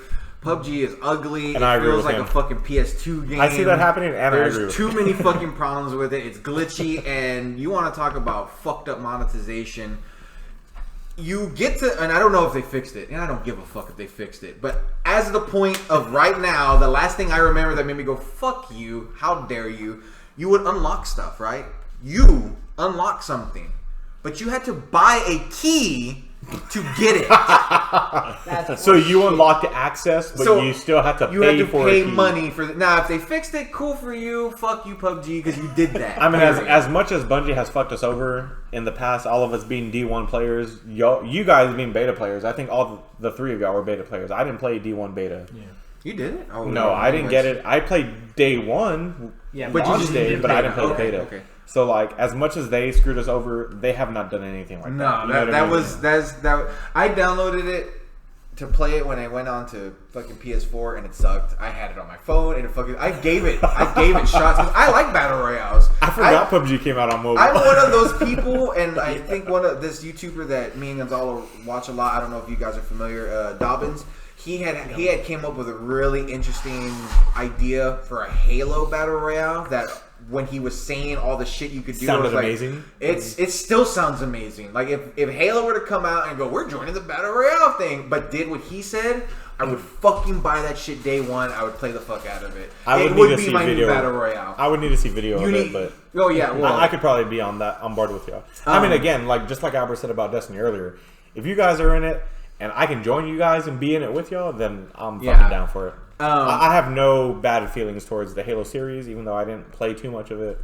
I just didn't play too much of it. yeah, PUBG would be my number one answer for that one. Fuck that game. That game is stupid. I'm sorry if you guys like it. I get the appeal. I get the wanting the realism, but no, that game is fucking trash. I mean, I hear it's still not as real as like Battlefield. I hear Battlefield used to be. It's close to Battlefield-ish. Is like it? it looks. I mean, I get what they're trying to do. I get the look of it. It's almost there. Like honestly, if they just did a handful of little things, that game might appeal to me. But from what I've seen when I play, like the Call of Duty, what was the fucking last Call of Duty, Black Ops 4 or whatever? Yeah, Black Ops 4. Their Battle Royale is the most perfect, refined version of what PUBG should have been. Blackout? So if you played Blackout, you're playing the best military-esque. So it's like, battle why play royale. PUBG when you could play... Exactly. Black And I Ops still 4. stand by that, even though Activision's a bunch of piece of shits and their monetization is fucking horrible too. With that being said, I would still play Blackout before I would ever play PUBG because that's actually fun, clean. It's not as glitchy. It's better. Probably looks better too in terms of graphics. It's way fucking better. But anyways, that's my answer. All right, next question. We're only halfway through. We're only halfway through. We're like an hour and 12 minutes. Well, we can, if you want, we can rapid fire some of these. Are we good? Yeah, I'm here. Okay. A game that you love that everyone hates. So this is a flip of the last one. Man, a game that everyone hates. I like all the good shit. I mean, I know, right? Well, it's funny because I have a habit of liking... Mario 16! I'm just kidding. Right? I have a habit of liking the stuff that people don't like. So, like, Simon's Quest, I love. Dude, it's my second favorite Castlevania game. Zelda 2? Man, that's one of my favorite, That's like... really good. That's a good one because there's a big handful of people that do not like Zelda 2. And even to this day, I play a shit... Like Steph has seen me play a shit ton of Legend... I wouldn't say as much as I've been playing, especially because I'm trying to speedrun Super Metroid 4, but she has probably seen like half the time of me spend on Legend of Zelda 2 just because I love the music. I like the animations. Zelda 2? Of Zelda 2. It's Zelda good. 2 is just it's so fun. I love that game. That little kid that's like, oh yeah, you got to get the candle. It's in the east. It's like, no, it's in the west. Like, thanks for your... I hear there's a Dude, rumor that they the might sound remake effects. it. Yeah. Have you ever played the what is it? The Famicom Disk System version of Zelda 2? So those sound effects are supposed to be better in this and that. So like, you like load up the game and then you flip the disc of Zelda 2 and then everything else is loaded and everything else is supposed to be better. Like, a lot of the water effects are constantly going versus like in the NES version they're not going. But to me, the sound effects are so much better in the NES than they are in the Famicom Disk System. Really? So I've played the Famicom Disk System through emulation, and it's just, to me, there's a night and day difference. Like when I play the FDS version of that game, I do not enjoy that game. But when I play the NES version, like, I've never played Zelda 2 and not if you pay attention to that intro, it's just a song going and you see that sword in the stone. Mm-hmm. And if you really pay attention, there's a star that's like falling, and then when it hits a certain point, it goes dun dun dun dun, and it doesn't make that sound effect in the FDS system. Really? So yeah. Fuck that. I actually remember that. So for me, the NES system is like, I don't care how many people say they hate that game. I love grinding. Like, I have this habit of most RPGs of like grinding to like level 6 when you should be like level 2 to defeat this first dungeon boss. I'm always like level 6 or level 10 or whatever, because that's I'm a fucking simpleton. I never registered that in any game that you could do that. I was like, why would I stay in this spot and level up? Like, I'm gonna play the game, and then it's like, oh, I can be stronger. I'm that is totally moron. neat. So even in a game that's not level like up Castlevania RPG all the style, time. no, Zelda 1, The the second time I original played Zelda. Symphony of the Night, at the very beginning of the castle, With I would the go wolves? down with the all the mermen. Oh, the mermen. Because you just sit there and do that, and I'd get 4 levels and then Exactly. Yeah. So like in Zelda 1, the way I play Zelda 1 is I go from where you start all the way down the edge to the right, and I go all the way up, and eventually you'll kill somebody that'll give you bombs. So then I go back and I get the heart container that you can only get if you have bombs, and I get this heart container that you can only get if you have bombs. And so before I even fight the first dungeon boss, I already have the blue sword. So he just takes like 2 hits and I'm done. So like, that's how I play games. And Zelda 2 is like made for that shit. You can just, you know, if you walk around through the map, the overworld map, those 3 guys will pop up, and there's those 2 like jellies. Yeah. And there's that one guy who looks like a man or whatever. And he's always the hardest guy to fight. Black figure thing. Yeah, so I'll purposely go to him and go, all right, I'm going to get experience points for fighting him, and I will just level the fuck up. So by the time I kill If that you're lucky, you first get dude, the little XP bag. exactly, you got the XP bag, and you get like 100 XP versus 50 or whatever. So I'll go to that first boss and I'll be like, fuck you, 1 hit, you're dead. Second boss, fuck you, first hit, you're dead. And then like, it just makes me feel like a fucking beast, you know what I mean? And I just love to go through the rest of that game knowing that I can shit on all these people, because if I'm not level enough to kill them, I know that in their dungeon, I'm going to get the item that makes me so much overpowered than them that I'm gonna fucking kill them anyways. So it's great. Like I never have an issue running through that game, and I just love it so much. And I know people are like, Zelda 2 was such a departure from Zelda 1 and what Zelda 3 was, and this and that. And then you choose Dark Link. Yeah, and then I choose Dark Link. Like, I don't give a fuck how overpowered I am. I still kneel down. A lot of people compare, like, Zelda 2 against, like, 5 Zelda games. But at the time, there's only 2 Zelda games. Exactly. Yeah, that's a good point that nobody ever makes. Mm-hmm. Yeah. Yeah, it's like when people were comparing, we had this conversation about Destiny where, like, you know, oh, Destiny 2 is so much better than D1. It's yeah. Base D1, but D1 after Taking King, if you're comparing those two, they're pretty similar anyways. Yeah. Taking King D1 was more superior than Launch D2. Than Launch D2. Like, it was like, what do you mean you took away my fucking tree? Or my ammo synthesis, Bungie. Again, I'm still complaining about that shit. Link's Adventure? Link's Adventure. The Adventure of Link, Zelda 2. Hands down. I don't give a fuck if you hate it. Yeah, you could never pay me to say that I don't love that game. Albert. Man, I don't know. I love it. Yeah, you know, I was gonna say, you know, 10. I know 10-2. A lot of people didn't like, which I didn't really mind it. Extreme Beach Volleyball. He's like, yo, I got all the costumes on that shit. You know, Final Fantasy 13 nobody liked. I know a lot of people didn't like Final Fantasy 13, or even the whole 13 series. It's weird that nobody liked that game. Yeah, that game came and went with little fanfare. Yeah, that game. I mean, I never played it, but that game looked to me. I was super impressed with that game, but it looked good. It played fine to me. I just know people didn't like the linear story. Saga Frontier doesn't get enough love. I thought that game was pretty good. Which one? Anyway, those games. Saga Frontier. Oh yeah. This is the Frontier series, or the Saga series. I kind of stayed away from that for a while. Man, that's actually a toughie. I can see people not liking the linear shit because I played games that were linear at first, and then I mean, obviously the Castlevania series was very linear. Oh yeah. And then it went to Symphony of the Night, which went. Again, I still have an issue with the title of Metroidvania because Metroid was doing it long before Castlevania ever did. Well, I think that's why it's not Castle Droid.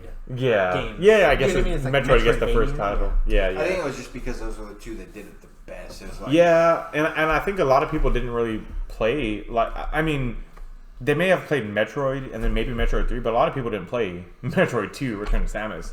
Yeah. Me, I played the shit out of that game because I loved. If I had bought the Metroid Prime series, Metroid would have been my answer for the question, which franchise do you always fucking buy? But I didn't buy it because it was such a big departure from the Metroidvania style. Which, by the way, for the franchise thing, I did play the online games too. I like how you put that disclaimer. So what was yours? I don't know. I don't really have one. I buy games. I don't care what other people like. Care, you know what they think. Yeah, you know the bad Final Fantasies. He really likes them. Yeah, right. Yeah, the Final Fantasies that the community say are bad. The ones that are Albert bad, loves them. Albert loves them. he used to read reviews and he'd be like, "Oh, I'm not gonna buy this game because this person said this and that." And then I buy it anyways. I don't mean to call you out, but there was times back when we were younger that you went by these people's articles, but then after a while you were just like, I don't care. Something about that game looks really fun to me, and you would still play it anyways. And I was like, "Fucking good on you, dude!" Because you want to make the most informed decision. Like, it's different when someone says this movie sucks. It's like, well, I'm out $7. Yeah, but $60. You know, that's a. I take those reviews a little bit more serious. Yeah. But I mean, I don't buy fucking games. So the fact that he would be like, even though even some of those people's reviews would say this, and this, and those are problems, but I still see, you know, the white light in the end is still this, and this really makes up for this, and this, and so. I feel like there are a ton of games that I played that I love that a lot of people are saying, "Oh, this game's shit." Like I what? really like it. I can't think of any, but. But I also have more of a disposable income. More. Yeah. Back then, nowadays, it's. I'm gonna buy this game with a but still, besides that, it's the fact that you give your own opinion versus going like, "Oh, this article says this, so this is how I feel about it when I play it."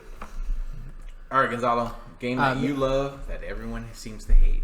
I don't know if this is necessarily true because I haven't really taken the temperature in that particular room, but the first X-Men game for the Sega Genesis, which is notoriously known as a piece of dog shit, and you have to like manually reset at the end of the game to beat the game, but you're like, who the fuck's gonna do that? Like, because it's all cerebral. Anyway, the game is notoriously broken and it's unheralded, but I don't know what it is. I love that fucking game. It has these weird like.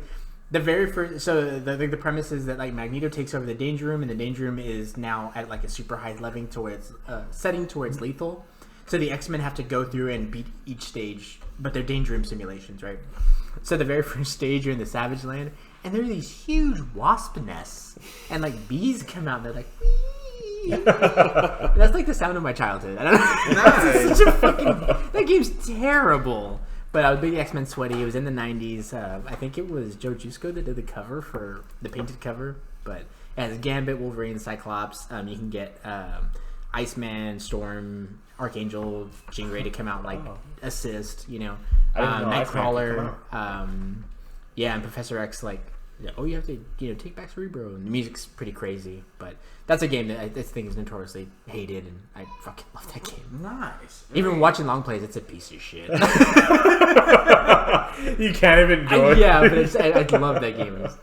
So like the sound effects make the personality, and But what about you? I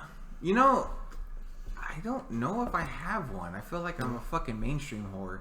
I think the closest thing I can come to a game that I love that everyone seems to hate, and I think the hate has come more modern now, especially with the release of its newest game, but I've been hearing a lot of fucking hatred on the internet for Doom 3 because it was such a big departure because they turned it from a rampaging first-person shooter into a survival horror first-person shooter. Did it just get re-released on the Switch? Yes, exactly. That's why I was bringing it up because I was like, dude, like it seems like every other fucking internet personality is like, no, Doom 3 sucked because it wasn't Doom. And I was like, dude, fuck you. Doom 3 was fantastic because it scared the shit out of me. Whoa. When did Doom 3 come out?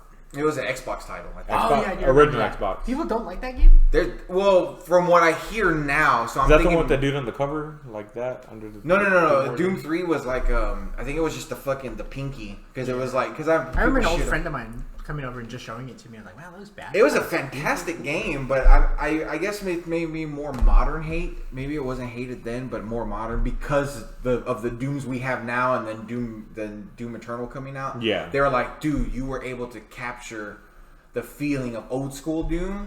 And then people are looking at Doom 3 kind of like the bastard child. It's like, oh, it was survival horror. That's not Doom. I'm like, fuck y'all. That game was fantastic. I thought it was good. The graphics were amazing. And it scared the shit out of me. So. I mean, if a game adds stuff but doesn't take away from the original stuff, then how can it be bad? You know what I mean? But it would be like, I don't know how, it was just, I can see the argument of it being extremely different because it's taking the idea of like, I always thought Doom was a survival horror. Yeah. But I like that the new Dooms... I like that the new Dooms like have this kind of like, no, you are the Doom guy and you are just a fucking... Everyone's afraid of you and blah, blah, blah. You're an unstoppable force, I never caught that in those games. For me, I always played them terrified. Like, I remember there's either the second or third mission in Doom, the first Doom, I'm playing on Super Nintendo. I remember the door opening like, and the door opens, all you hear is... And I can't see where the fucking monsters are. And I remember, I fucking stood there. I stood there for like fucking 5 to 10 minutes. Like I didn't want to move forward because I didn't know where that noise was coming from. It scared me so much. So I always took it, even before I understood what the concept of a survival horror was. I always took it as that. Versus people played it as exactly, you go and you kill everything in your path. You are an unstoppable machine. I never played it that way. So when I played Doom 3, I was like, this is how I play Doom. Yeah, terrified. They catered to me and how I exactly. But apparently the community now is like, fuck Doom 3. It's not Doom. We want it to be like everything else. Yeah, so that's what I get from. They don't realize they're saying that, but that's what they're saying. You don't even know. Yeah. Okay, next question. That's fine. What game made you rage quit? And also, how much damage did you cause, if any? Eric, I know you rage quit. Alright. So, for those of you that couldn't tell in the Destiny 1 or in the Destiny podcast, I played a shit ton of hours. I put a shit ton of hours into Destiny 1. And that game was my first foray into really enjoying a first-person shooter. I played a shit ton... I didn't play a shit ton of Modern Warfare 2. I played Modern Warfare 2 consistently every day for about 3 months in a row, and that was it. After that, my cousin had gotten onto this other game And my sole reason for playing Modern Warfare 2 was to beat him. Nice. Because I had been beating him for years. Because spite is right. And this was the one game that he was like, I don't care if you can beat me in Mortal Kombat 2. I don't care if you can beat me in this or that. I beat you in Modern Warfare 2. So for 3 months straight, I played that and I practiced and I tried to get good just so that I can beat him. Just for him to be like, shout out to Eli, by the way. Just for him to be like, yeah, I don't play the game anymore. I play this game. And I was like, well, I'm not going to play that game. So when Destiny 2 came out, that was the game that I put a lot of time into. And I kind of forgot the question. The moment in the game that made you rage quit. Okay, so... And if so, what damage did you cause? Alright, so I grinded Destiny 1 a lot. I had just quit my job. I had so much money in my 401k that I didn't need to... Now, looking back on it now as a 29-year-old versus a 23 or 24-year-old, I shouldn't have taken that 401k out, but... Because I had a lot of time to sit down and do nothing. So I played Destiny, but for probably like the first month that I played that game, I didn't do anything in Crucible. So here I am going, let me test my skills in Crucible. God damn. There was so many people that were on there that were probably just grinding Crucible the same way I was grinding all the PvE stuff. That's how I felt when I first went into Crucible. It's like, oh, I was grinding this. And yeah. These guys are grinding that. They understand the difference between PvE and PvP, and I didn't. So, like, I would get so mad. I remember one time I held... Is this the moment that Rage You Quit? Yes, this is the moment where I rage quit. I don't remember what it was, and even now, like I've mentioned before in the last podcast I was in, or I think I might have mentioned it already today, but like you don't know what armor mods these people have or what they have that makes them feel OP. So we really can't judge an exotic weapon or exotic piece of armor for being OP when we don't know how this person has their own stats tailored to that. Mm-hmm. So at the time, I was so frustrated. I don't even remember what the combination was. I know it was a certain exotic, but it was just pissing me off that I got so mad that I held my PS4 controller from the... Oh, shit. I already know what you're going to do. I guess you would call them legs right. of the controller. Where the handles? The handles, I guess. And I just pushed in, and I was so mad. And I heard things popping and crushing. And I couldn't believe that I was doing what I was doing. And I stopped and was like, I make decent amount of money, but I don't make decent amount of money to where I can keep just buying these controllers. Yeah, a $60 controller. I was going to say, they're like $60. Keep in mind, that's the same price of a full fucking game, or at least as full as a developer wants to say it is in this day and age, but... I couldn't justify that this person was fucking me up so bad that I had to report him or that I had to break my fucking controller. Reporting him as a reference to your post. I know exactly what you're doing. So I started breaking my controller, and as Markus knows, I really like to open up controllers and doctor them and fix them. And the fact that you're telling me that you were cracking a controller in your hand is actually shocking. Yeah, because I don't think I've ever told you that before. No, I've never heard you this just story. come to me with like, hey, is there a way for this to be repaired? And I'm like, yeah, there's a way. Little do you know, the experience comes from things like me cracking my own controller, and I don't even feel like I'm a strong person, and there might not be super strong plastic, but I felt like a fucking superhero going, are you fucking kidding me? Like, not even super rage or anything like that, just going, are you that fucking killed me? And D1 Crucible, Destiny 1 Crucible, and from then on, I, like you would say, get good. And I got good. I was good with a thorn. I was good with the fucking last word. I became good with the Imago loop, which was one of my favorite hand cannons in that game. And it didn't matter which one of those guns I was using.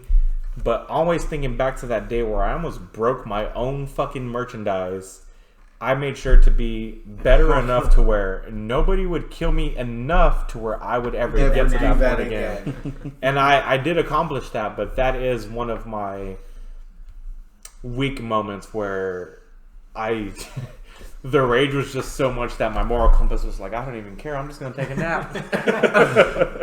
All right, Albert, Rage quitting moment.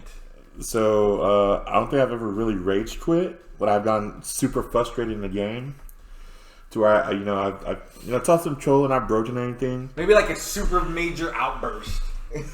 I don't say I outbursted at this, right? Yeah, he would. Yo, when I would go to my dad's house, keep in mind, for a while, Albert and my dad lived together, before my dad passed away and this and that.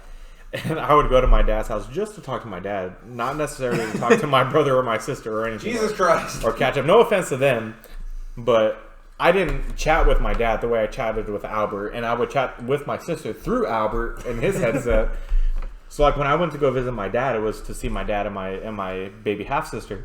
So like my dad would be like, "Yo, what's that game y'all play?" Because Albert's always like, "I fucking shot him. What the fuck? How was he dead and how am I dead and he's not?" And I'd be like, "Dad, I'm sorry that Albert goes through that stuff." Was that a Destiny moment? They were 100% all Destiny moments. That even my dad was so interested in why Albert was fucking yelling at the game that my dad started playing Destiny. Are you serious? He was like 53 years old, right? When he passed away, he was like 56 or something. I did not know that. But he started playing Destiny simply because he wanted to understand where Albert was coming from. And we were trying to teach him, like, okay, Dad, you got the basics. You can melee and you can shoot your gun, This is how you slide, and this is how fast it cancels before you can melee.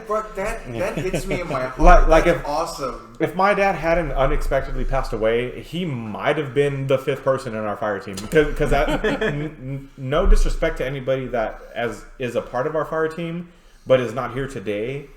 But if my dad was a part of our fire team, he would probably be here today. If we were going to talk about Destiny, he'd be like, "All right, well, I'll show up," so I can give my 2 cents. Because that's crazy. Besides gaming, I didn't know that. Besides gaming, my dad loved to give him his 2 fucking cents. So like he would have been here. But outbursts during Destiny was a constant, frequent thing. I'm talking about earlier when there was a specific game I played. Remember, I said I had to go to you for the help for this. Oh, that's right. I know what you're talking about now. So there's a game on the PS2 as a sequel to The Legend of Legaia on the PS1. Also, very unknown. Very unknown. Sorry, I can't English right now, but it was by a company called Procyon, which nobody's ever heard of. Yeah. And I think even Legaia 2 was made by Procyon, and since then I don't think they've done anything. But so go ahead. In Legaia 2, there's one point in the game where you can upgrade your armor with like this metal or whatever to get the strongest armor in the game. And there's similar to Orichalcum, Kingdom Hearts or something like that, or something like in Final Fantasy. And there was a mini game you had to do to get one of the medals. It was a rice planting and farming mini game. What? So you had to do a certain inputs. But you have to do it at a certain time. It was like L1, R1, or it was like R1, R2, L1, R2, triangle, square, circle, X, up, or some shit like that. Yeah, and you have to do it so fast to get the medal. I couldn't do it. I tried it forever. I think I tried it for a whole day. I was like, I can't do it! And, I think I didn't throw my controller because... You were smarter than that? Yeah, we didn't afford stuff like that. So at this point, him and I... What was the system on? PS2. PS2. Oh, so at this point, him and I are still living with mom and dad. He hasn't graduated high school yet. I'm nowhere near graduating high school yet. So all the money is coming from mom and dad. So even though we did get the PS2 ourselves. We did raise the money. We did earn, by the way, we did earn the money for our PS2 ourselves through hard work and mowing motherfuckers' grass. But... we still knew not to ruin something because it was going to come out of mom and dad's paycheck. And they were always like, well, this and that, and money doesn't grow on trees, blah, blah, blah. We heard that 100 times, whatever, when we were young. So yeah, I kept trying, and I got so frustrated. I was like, Eric, don't try to do this for me. Hold on. Let me cut him off. Before that, he went on to GameFAQs. Shout out to GameFAQs, who has now been bought by, I think, GameSpot, owns them. Or IGN. But back in the day, they were their own website, and it was like... they were the holy grail. Dude, they were like gaming nerds writing gaming guides for gaming nerds. GameFAQs was fucking one of the best because they literally like every step of the way. It's like I you're still gonna use go GameFAQs. like 7 steps forward and you're gonna turn at the brown rock. Exactly. That's where you'll find the fucking And stone. I have like a backpack full of printed out game facts. Oh, I did the same it's thing. like story lore for KOF. Oh, and then man. like all these like how like the best combos and how to parry. I had and strike recipes. and all sorts of like. Put it out for the Legend only- of Mana. The only things they ever got wrong was if you went to their section for cheat codes, a lot of the times those weren't right. But as far as their FAQs or facts went, 100% spot on. Dude, that's People why I went did through Simon's it Quest the first time. I went to GameFAQs. because somebody went through it and they failed the same way you would have failed without their fact. You know what I mean? Exactly. So like it wasn't some bullshit that they were just like, well, I think this is how this goes. I'm gonna type it out. No, they learned from it. Yeah, they learned. Yep. So if you were going off of their fact, you were in the right direction. You were not gonna fuck up. And then as they got really good with it, they started like, if a game didn't have chapters or levels, they would be like, by this time you're at the well. Yeah, or and they would something like separate them. We're gonna start this chapter here at this part. I miss GameFAQs, man. Yeah. Oh, it was so It's like reading good. the So- screenplay of your favorite movie or It something. was. It really was. That's how I learned all the like the Bison translations from fucking Capcom versus I SNK. had, Nice. a Street Fighter Japanese like translated fact. Nice. All right. Well, he plays this game and he reads on one of the facts that the only way. Keep in mind, my story is different from his because I ended up accomplishing this goal for him. And my motivation for accomplishing this was that one guy posted that the only way you can accomplish I this remember. is through a turbo controller.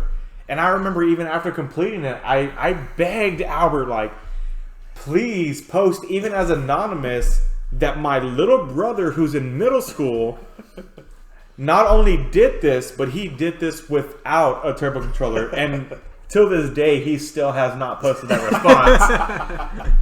But I know exactly what he's talking about because he came to me and I was like, well, I'll fucking try. I think it took me like a day. I tried for like a day and then the next Yeah, day. you got pretty like tunnel vision to do that. Again, the same way I explained to y'all, the way I grinded for Whisper of the Worm, I just don't like to be told That you can't do it. exactly. I like to prove people wrong. So if You can't give me $50, bitch. that's true. But if I can break my back and make $50, I will break my back to give you $50. You know what I mean? That's awesome. That's true. So that's the thing with Albert, and I was like, please post it. And it wasn't even my save file. It was his save file. But forever I was walking around like, shit. Can't nobody fucking plant rice like me, motherfucker. I'm the best rice planting motherfucker in the world. I can imagine like breaking like a world record, but not having it recorded. Yeah, It's like I'm number Guinness one. World Records is not there. You just know Or like that a you did speedrun, it. know? Yeah, Like, yeah, I don't have it exactly. recorded. I didn't stream it, but I know that I beat this. Oh man, It was so, and I got him all that, and he got his characters like maxed out or whatever, and he was like, you know, thank you. If you wouldn't have helped me, I would have only gotten 99% done because it literally was only one piece of metal that I got him. Yeah. That conquest was not for the entire like you get 10 pieces of metal and you can upgrade everything. It was just one thing, but it was Hey, the hardest 100% thing. is 100%. Yeah, it was the hardest thing, and I helped him get there, and that's cool. So like, I So, love yeah, Legend. I guess that's a rage quit because you're like, you do it. Yeah, I'm not gonna do yeah. it. So I love Legend of Legaia, but me beating Legaia 2, I never did. But because I helped him with that, I kind of felt like you It wouldn't was be your there without me. victory. So it was Yeah. our victory. It wasn't. I mean, I could have yeah. beaten it, but I wanted. Yeah, to he beat could have beaten it, but he's a completionist, which is absolutely fine because I'm a perfectionist in most things that I do. If I'm trying to build a ramp or whatever, I'm going to try to make it as perfect as I can. And if he wants to beat a game and beat it as perfect as he can, then that's fine, and I'll help him get there. But me, I don't play games like that, but I play life like that. Nice.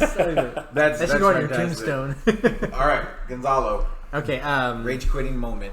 I had a real quick one. I played the hardest path in Star Fox, the first one, Macbeth, and I remember like fighting this one, like the last boss in that level, and there was this big fucking cannonballs at you, and it just kept killing me and killing me and killing me. So eventually, I got to a point where I got so mad, I was like, "Fuck this fucking game!" And I threw my controller and I hit the TV, and like the TV turned off, and my controller stopped working, and I was gonna like put everything away. And wait till my mom came home, tried it again. Luckily, the TV turned on. But I have a worse one where I was playing Final Fantasy VII. And I was like, I had been playing for like 2 hours and I had not saved. And I don't know, just kind of like on a man. run, right? And which is like the cardinal rule of RPGs. I know. This is how I learned that rule. So I was playing the game, and he was like, "Oh man, I'm fucking tired. It's I gotta go to school tomorrow. I'm just gonna." I was like in a snowy level, and I was like, I'm gonna try to say, I don't know what it is. You get to that point where you like, I just need to do one more thing, and then I'm done, right? And I ran into a Marlboro monster, and I had never seen one before. It's like, whoa, that thing is fucking crazy. But I got Cloud and I got Sid. Fuck off. He got a lot of teeth. Yeah. It's like Little Shop of Horrors, and I fucking hate that movie. So this thing's going down. I'm gonna hate that movie. Yeah, I don't like that movie. High five. I haven't even seen it yet, but it's you haven't seen it? It's weird to hear. More. I've never heard anybody say that I hate Little Shop of Horrors. You haven't seen it? I haven't seen it. Yeah. Because I've never heard anybody say that. You're literally the first person in years, I guess, since that movie. Thank you. Right. So I'm sitting there like, oh, I'm gonna find this Marlboro, right? And it does some kind of like these random bad breath. No. That's the bad part. Oh, right? okay. So I'm sitting there, and it does a couple of damaging attacks. I don't know what they are, just randomly. And it's like, whoa, that did a lot of damage. And it's like I'm like halfway. I'm just below half for all of my characters, and like this is going bad. I need to start paying more attention, and that's when it hits me. I haven't saved for 2 hours. And then, for the first time I've ever seen Bad Breath cast. Bad Breath is a status ailment that causes, like... Every status ailment, pretty much. Every status ailment that you can get in Final Fantasy happens to you in Bad Breath. Silence, blind, darkness. You turn into a frog, you're spinning in a circle, you're toad, you're poisoned, you're berserk, you're blind, you're silent, you're like... So my characters are shrunk down to little frogs. They're like illuminating this, like the secret of the ooze color. They're spinning in circles. They have steam coming out of their eyes. They have a little the blackness. Like the word balloon with the 3 dots because you can't say shit. They're just spinning. I'm like, and now they take even more damage because they're frogs. What just happened? And the marble just proceeds to kill me. I think I end up with like one left where like I'm still a frog, but I can fight, so I do 1 damage to this thing, and it's just the saddest, like longest, like I'm done. I'm fucked. Nothing's gonna save me. And sure as shit, you didn't attack yourself from confused. I died. Yeah, and I threw my fucking controller, and it hit my entertainment center, and it popped open the disc tray. And I was like, "Fuck this disc tray is now open. We cannot run the game." Exactly. And it's burned into my brain like that snowy background of Final Fantasy VII, the snow level, and my fucking little guy just going like this. And I'm like, "What just happened? I just wasted 2 hours of my life." And I've been traumatized. Every time I see a Marlboro in a Final Fantasy game, I kill the fuck out of it. I cast like Knights of the Round on every single one. That's great. Oh man, I cannot top any of those, let alone that one. Holy shit! You made me. Dude, to see it cast Bad Breath, like it when it's and your first experience with you it see too. its face, right? And then it's like you see the spell it's going to cast or the action it's about to take, and it says Bad Breath, and I was like, and it's like, cool. He's going to cast Bad Breath. What am I going to get poisoned? Yeah, I didn't even think about status ailments. I was just like, Bad Breath. It's probably going to just like a yellow beam. And that's one of my characters is going to happen, but this black cloud goes to all 3 of my characters, and they're all just fucking boned. That's fucking man. God, dude, is that? What better way to introduce yourself to a character though? It's like now I know. Yeah, Marlboro's like, what's happening, bitch? Yeah, he ain't a fucking bitch. This is what I'm about. This series, yep. Surprise, bitch. Exactly. Oh my god, Yeah, it was pretty bad. Wow. I don't even know how to even. Maybe I still like Little Shop of Horrors before that happened. Right? It was this like, no, incident that made me I go. I don't like Little Shop now movie. because like that happened to me. Watch out, Rick! He's gonna cast Bad Breath on you. Bad Breath. I mean, I don't have any amazing story like that, so I'm just gonna. So the only like I've rage quit many a times in Madden because everyone knows the Madden mechanic bullshit of the game. The AI of the game all of a sudden to make the game harder will just kind of spike, and it's just really stupid. And anyone who doesn't believe in the Madden spike is they're just fighting games. Like by the way, that was me in your fighting when y'all had y'all's fighting game podcast. That you were like, somebody told me that the difficulty goes up. That was me, and I just feel how like that's how I feel the arcade games go. I would always beat the shit out of the first 2 people in Street Fighter 2. And for some reason, I would always fight Guile, but if it wasn't Guile, whoever the third person was, just Yeah, the table. there was always this like, and it never failed. Like I get Guile or Blanca. I get that the sport, like any sport, let alone football, but I get that in the sports, like it's all possible. You know, like you can have a perfect game and in the fourth quarter throw 4 interceptions. I get that. And you've talked to me about like momentum in the stadium or in exactly. So, but when it happens every game where it's like, oh, I'm destroying this team fucking 31-0, and then all of a sudden in the fourth quarter, I can't catch it. Yeah. All of a sudden my receivers are just dropping balls left and right. And I've even beat Guile on the off chance that he's the first person I fight. But when he's the third person I fight, I cannot kill him. Yeah, like there was like in like Killer Instinct, it's like if I get Orchid in the first 3, I'm like, man, this bitch is dead. Yeah. But if Orchid's the second to the last character, the full board, you're going to fucking die. Yeah. But anyway, so yeah, Madden makes that list, but I think the most recent and the most worst because I actually broke something and I've never broken. I've thrown my controller many a times. I've thrown my Super NES controller. I've thrown my N64 controller. I would never throw any of those controllers. I've thrown my controllers before, but with the Super Nintendo stuff, like Nintendo always makes good product for me. I've thrown stuff, and even if it hit a wall or hit a TV, they've never broke. They've never had a problem. Good quality shit. As I got into the PS1, PS2 era, I would throw them to like pillows. I'd throw them on the bed or something. But I would still throw them knowing that I was kind of like being cautious. So this happened last year. It was when I first got into Fortnite. Mark was playing it a shit ton. I was like, what is this fucking Fortnite game? Let me play it. And I started playing it. I was like, oh, this is kind of cool. And then I started getting kind of sweaty into it where I was playing it like every fucking day. I remember those days. I was hunting. I would see you online. And I was hunting. I was hunting for the victory royale. I wanted it so fucking bad. I was grinding and grinding and grinding. For you PUBG fans, that's the winner chicken dinner thing that they call. And it was a race between it was a race between me and Mark, who was gonna get their first victory royale. And Mark was really fucking good, but he just for some reason never clutched it out. And I was going, and I never forget I was in the top 2. 2 fucking people left me 1v1. Let's fucking go. And I'm going, and Tiff is watching, and I can feel, that tension in the room where everyone just shuts the fuck up. Yeah. Mark comes out, and they're watching, and I can hear, how you can hear the little murmurs of people talking? They're like, he's in the top 2. Yeah.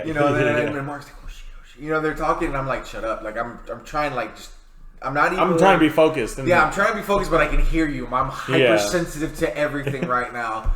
And all I remember, I've evolved for this. All I remember is, actually, right before it was a 1v1. It was 3 of us, and I fucking killed one of the guys, and I picked up a Scar, which is one of the best guns in the game. And I was like, I can do this. I can fucking do this. I can fucking do this. And I remember running, and I jumped, and I saw the guy, and I started to fire, and I misinterpreted the jump. And instead of getting on the little rock that I wanted to, I slid off the mountain. And at that time, the fall mechanics were not good whatsoever. So a little fall would take like 50% of your damage. So I fucking jumped thinking I'm going to lose 20%. I'm going to use 20 points. That's all I'm going to lose. I fucking fall. I lose like 65% of my damage. I went from 100 life to 40 to like fucking shit. And I just remember going, oh no! And the dude just took 2 shots and he fucking killed me. And I just remember going, fuck this game! and I saw a pillow. So I harkened back to my old days where I'm like, I'm going to throw this at the pillow. And as I let go, as soon as it, like a fucking quarterback, as soon as I left my finger, I was like, this is going to get picked off. And I threw it, and here's the shitty part is, there's one major factor. Every time I've ever thrown my controller, I was at my mom's house, which there's carpet, and it's wood, and it's on pillars, so there's like, this is fucking cement. Yeah, there's concrete underneath this floor. And as soon as I let my controller go, I went, oh no. Man, that concrete's gonna beat this plastic that I threw. And my controller spun right over, like in slow-mo, it spun right over the pillow and hit the thing and fucking broke. And I surprise, broke my motherfucker, controller. like those Crota videos. and I broke my PS4 controller, and it was a new controller. Like it was, and that's probably one of the ones I have in my house. It's exactly one of the ones. And I just remember Tiff looking at me like, fucking break. I This was before Tiff became a Fortnite sweaty, by the way. So she's judging the fuck out of me right now. Like that look in her face was kind of like, oh my god, I'm gonna bury you. Like this fucking sucks. Now she's a Fortnite sweaty and she gets. Yeah, it. I see her online a lot of the All times, and the I don't time. see you online. But yeah, so that was my rage moment. Fortnite. You misjudged the made throw me- like you But misjudged for that joke. reference, it only got worse. for reference, I do have 3 or 4 of Marcus's controllers sitting at my house waiting to be worked on. Can I internet? One of those controllers was my fault. The other 2, one was a fuck up on the charging, and one was Mason. That's. I think one was Sony because I'm Yeah, still it's having a issues trying to fix it. But yeah, so that was my. I do work on controllers. I'm working on Marcus's primarily, Which, besides by the my way, own other ones. I want Hashtag to every mention, I think one from when we were really younger and we lived in our old. Wait. Mention one. What? What's the question? You're doing it again? Rage quit. The Rage Quit. Okay. When we had Ninja Gaiden, and we finally got to the. I finally got to the last boss. Yo, And Ninja then- Gaiden 2. It was Ninja Gaiden 2. And then it was like, oh, it's time for dinner. Yeah, my mom was like, "Come and eat this fucking dinner now, because ain't nobody gonna say that I didn't feed you fucking dinner." Grew up in a very Hispanic household. We ate dinner together. Like we prayed and At shit. the time, yeah. Yeah, when we were young, we prayed and shit before dinner. So like, there was no joke. When mom said it's time for dinner, pause that game, turn it off, whatever. Fucking put it in the carbonite like Han Solo, whatever. Just so she wouldn't fuck your shit up. But like, Well, we were like, all right, we'll go eat dinner real quick. We'll come back and finish this fucking game and beat it. and so for those of you that don't know, the NES suffered from, I don't know if it was overheating or It was overheating. the system just being on too long. It was overheating. Turn off. You could not just turn would off, freeze. but it would Yep. freeze. Oh, gee! Thank God I You're finished good. that cup. Yeah, you're good. It would freeze and like all the graphics would like be deformed Yeah. and shit. So Well, I didn't. Oh, when it happened, it just was frozen, and we tried to unpause the game. yeah, when we tried to unpause it is when it started fucking up. But we were at the last boss. Again, neither of us good enough to beat that game on our own, so we would like take turns and shit. If it wasn't a 2-player game, Albert and I were taking turns, and that was one game to where it took us like all day to get there. Dude, Yeah. I had a moment like that with TMNT on fucking on the NES. I got to Shredder by myself. Yeah. And I was so fucking excited, and I still had to continue left. And I knew he was gonna destroy me. I was like, yeah, I get fucked. And I fought him, and I knocked his helmet off. I was like, I can do it. Yeah. And he fucking killed me with the stupid shit. And the fucking sorcerer, Oh, he yeah. killed me. And I knew I had to continue left. I knew I could just fight him again. And I went, fuck you, Shredder! And I threw my controller. And as soon as I hit my NES, like, Yeah. and I fucking killed my shit. And I was So I have a upset. moment just like that, except when me and Albert only had an NES, we would play things together.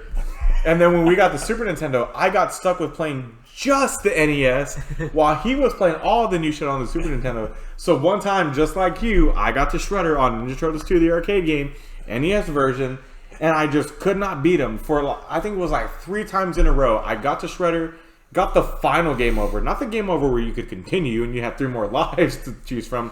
The final game Colorful over. rainbow game over. Exactly, to where you went back to the first stage. And I remember crying and going, "You just don't play this game with me!" And he actually was like, felt so bad that he played Ninja Turtles. He stopped playing Super Nintendo and played Ninja Turtles 2 with me just so that I could fucking beat that game.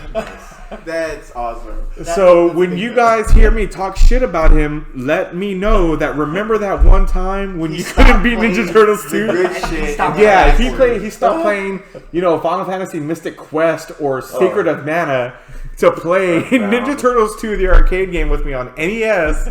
Like, remind me so that I can be like, you know what, Albert, you were a pretty good brother growing up. That's pretty good. Okay, next question. 2 left, everybody. 2 left. 2 left? 2 left. Next question.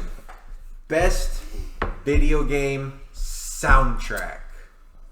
I just mentioned it, Secret of Mana. For some reason, that game has such good music. I've been recently playing, I didn't want to give it a chance, but the PS4 remake of Secret of Mana, I didn't want to give it a chance. Isn't there like an iPhone? There is an iPhone version. Pretty good. It did come out for Android afterwards, and the Android version is just the iPhone version, just optimized for Android. But I heard it was pretty good. I have it on my phone. Is it good? I will continue to. Okay, so we have Secret of Mana on the SNES.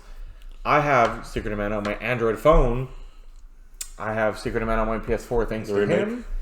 And come August 27th, I will have Collection of Mana for the Switch, physical copy, which does come with Secret of Mana. I will continue to buy that game forever because the story to me is timeless. The music is amazing. Some of the somber music. I feel like I can only remember the intro music to Secret of Mana. The intro music is really good. Yeah, it has that weird roar at the beginning, but there's this one song Isn't there like a piano? Yeah. Piano-ish theme, So I think it's when you're going, every time you reseal a mana seed, it plays this one very somber sounding song, and I didn't think much about it when I was a kid playing it on the Super Nintendo, but growing up and dealing with stuff like death and stuff like that, you know, you're nobody lives forever, so your family passes away and this and that. That music has made me cry, not for what's going on in the game, but thinking about, you know, my father or my uncle or my grandpa or either of my grandpas or anything like that. And the music just hits. Not only does it hit, but it sets the tone for everything that it's trying to achieve. The comical sound that it's trying to achieve to make you feel good. That does also make... I can hear that somber sound and go, man, Dad, I really fucking miss you and I wish you were still here. And then I can go into, what is it? I think Gaia's Navel after you beat it. With the gnomes. And it's just the gnome music now. Yeah. I can hear that right after hearing that somber music and go, I'm in good spirits again. I'm no longer sad about my father's no longer here anymore, or my uncle who I was kind of on and off relationship with is no longer here before. Like, I can hear that next song and go, yeah, I'm in a fucking good mood again. Hey, babe, how was your day? You know what I mean? Whereas before, if I was hearing that somber music, I didn't want to hear how her day was, because this music put me into this mood to where I was thinking about past experiences and this and that. But then that next song goes, man, I actually had a really good day today. Now that I'm not thinking about that other depressing shit, I really had a good day today. How was your day? You know what I mean? And it would spark a conversation with me and my wife, and that was it. And she watches me play the PS4 Secret of Mana all the time, and I always tell her, I'm never going to subject you to the fucking PS4 remix music of that shit, because it gives you the option. I'm always going to put on the SNES music. I did that with RE2. I pre-ordered that shit just to get the RE2 music from the PS1. Albert, favorite video game soundtrack? You know, early stuff I liked was the Legend of Zelda. That soundtrack definitely really gets you in the mood to... I'm ready to kill some fucking monsters. With Zelda. Legend of Zelda. Okay. And then, not to mention, also Link to the Past. Dun, dun, I think the best of the Zelda. Yeah, that was definitely my favorite. But again, Legend of Zelda was the first Zelda I played. I had that rusted ass copy of that gold cartridge, but it fucking worked perfect. Yep. And then I have to say, because I played a lot of games, and I had listened to a lot of the game music. Definitely Final Fantasy VII's battle theme sits with me a lot. A lot of the music from Final Fantasy XI, because I played that game for over a decade. A lot of that music stands out. A lot of the town music, and most recently, I think the music I've been digging a lot was Final Fantasy XIV's new expansion. Man, playing through that story and listening to the music has been fucking great. And I suggest anybody who's never played it to give it a shot, or who is playing Final Fantasy XIV and hasn't downloaded that expansion, like me, because I don't know what that music sounds like. But I mean, I don't have any problems with Final Fantasy XIV, so I'm sure that music in there is amazing. But I don't have anything as deep as Eric. But I would also have to agree with Secret of Mana. Secret of Mana is great. Man, Earthbound. I loved Earthbound music too. Earthbound has some badass music. I never played it, but my cousin played it a lot. I was trying to remember. I would still rather you play Golden Sun, both Golden Suns, before you played Earthbound, because I think Golden Sun is still a better introduction into games like that, and then Earthbound is more of your casual. I think you enjoy the comedy in it. Yeah, you would definitely. it doesn't take itself too seriously. Like it's not like we're the warriors of light. We've got to destroy darkness. Like it's I mean, it's for fucking kids. Yeah, it's more casual than that. So like, but Earthbound is great, by the way. Yeah, Earthbound. Yeah. And I was just Earthbound looks like a Nickelodeon RPG. It kind of is. It really kind of is, but it's so much fun. And I think that would be like the top of my list. I was trying to think of like, man, fucking that first intro to Secret Mana reminds me of another fucking game I fucking love, and it's Earthbound. Oh, that intro to Earthbound, I fucking love. Yeah, and exactly. The way that Earthbound presents it with like the Earthbound logo being like shown through neon lights or whatever, like the fluorescent light. Oh, it's so good. It's almost as good, and people don't give this game very much credit, but the Super Nintendo intro to SimCity, oh my god, I love that intro. I don't even give a shit. Like, if there's ever a game that makes me feel good, it's that intro to SimCity, where it's like the city at night, and it just has this like gentle tone of just like rhythm and melody. I mean, keep in mind, I played guitar and shit, and I learned how to read music and that. So like something like SimCity, I really have an appreciation for. But again, it's not good enough to beat Secret Mana. But yeah, because that's just one tune. It's not a whole yeah. soundtrack. It's not the whole soundtrack. It's just Which, that by the way, intro if you tune. do want to hear the Final Fantasy soundtracks, they're on Spotify. Like every soundtrack of every game. They're probably, Oh, they're probably shit. everywhere. Like you ever go to YouTube and just put in like, you know, any video game OST. The Yeah. It was, I know Square just released them themselves on there. Officially released. Officially, them yeah. is I think what he's trying to say. And in all respect, Square Enix, all their games have pretty good fucking music anyways. And Final Fantasy VII, you should hear every version. I was actually just thinking about Legend of Mana Mana too. Like I love Legend of Mana had that Battle Theme and Legend of Mana is really good. Yeah. Man. Oh. Yeah, I can mention I so think much. 7. Yeah. Well, Final Fantasy 7, I think, as a soundtrack is phenomenal. The whole fucking thing. It's hard to find something that you're not in the mood for in that soundtrack. Oh, yeah. Yeah. Find something. All right. Well, I'd say Super Mario Brothers 2 has a really, really great fucking soundtrack. I think when people think of Mario Brothers, they think they're thinking about Mario Brothers 1 and Mario 3, but they're thinking Mario 2. Yeah. I think that music I can is totally fucking agree with that universal. comment. It is, like, it pops into their head really quickly. But I would say my favorite OST is Street Fighter 2 World Warriors. Nice. I was single really one of thinking you were those- going to go with Castlevania Symphony of the I Night. thought so Dude, too. yeah, it was right there for most of this, but like every single one of those tracks is a banger, and each one is memorable. Like Yeah. almost Yeah, that's anybody who's true. played video They games have their own identity. can hear at least one track from Yep. Street Fighter and go like, "Oh shit, Street Yeah. Fighter! I know that one." Yeah, for me it's Guile's I throw fame. fireball. Guile Stage, man. yeah. I was And just thinking about it now. Bison Sagat, all of like Chun-Li, almost everybody who's a hardcore gamer tends to have at least 2 favorite Street Fighter levels, and they just know that music by heart. It's just video game. What is DNA. in your Street Fighter love in that soundtrack? What's the first one that pops to your head? Ken. Me too. Yeah. Fucking gun appear. That's it. That's mine. Absolutely. So, I think yeah. both of y'all have had that as a ringtone too. Yeah. If I'm not Yeah. mistaken. But Castlevania's always been is my ringtone right Yeah. Yeah. now. So I think Final Fantasy VII is a perfect soundtrack, but I think my favorite is Street Fighter 2 World Warriors. Fantastic. I like that. Here's buddy. Favorite soundtrack of all time. So I used to watch this. Maximum Carnage. I used to watch back in the day when game trailers were still a thing. They would do their top 10s. I fucking love their top 10s, and they did top 10 best video game soundtracks of all time.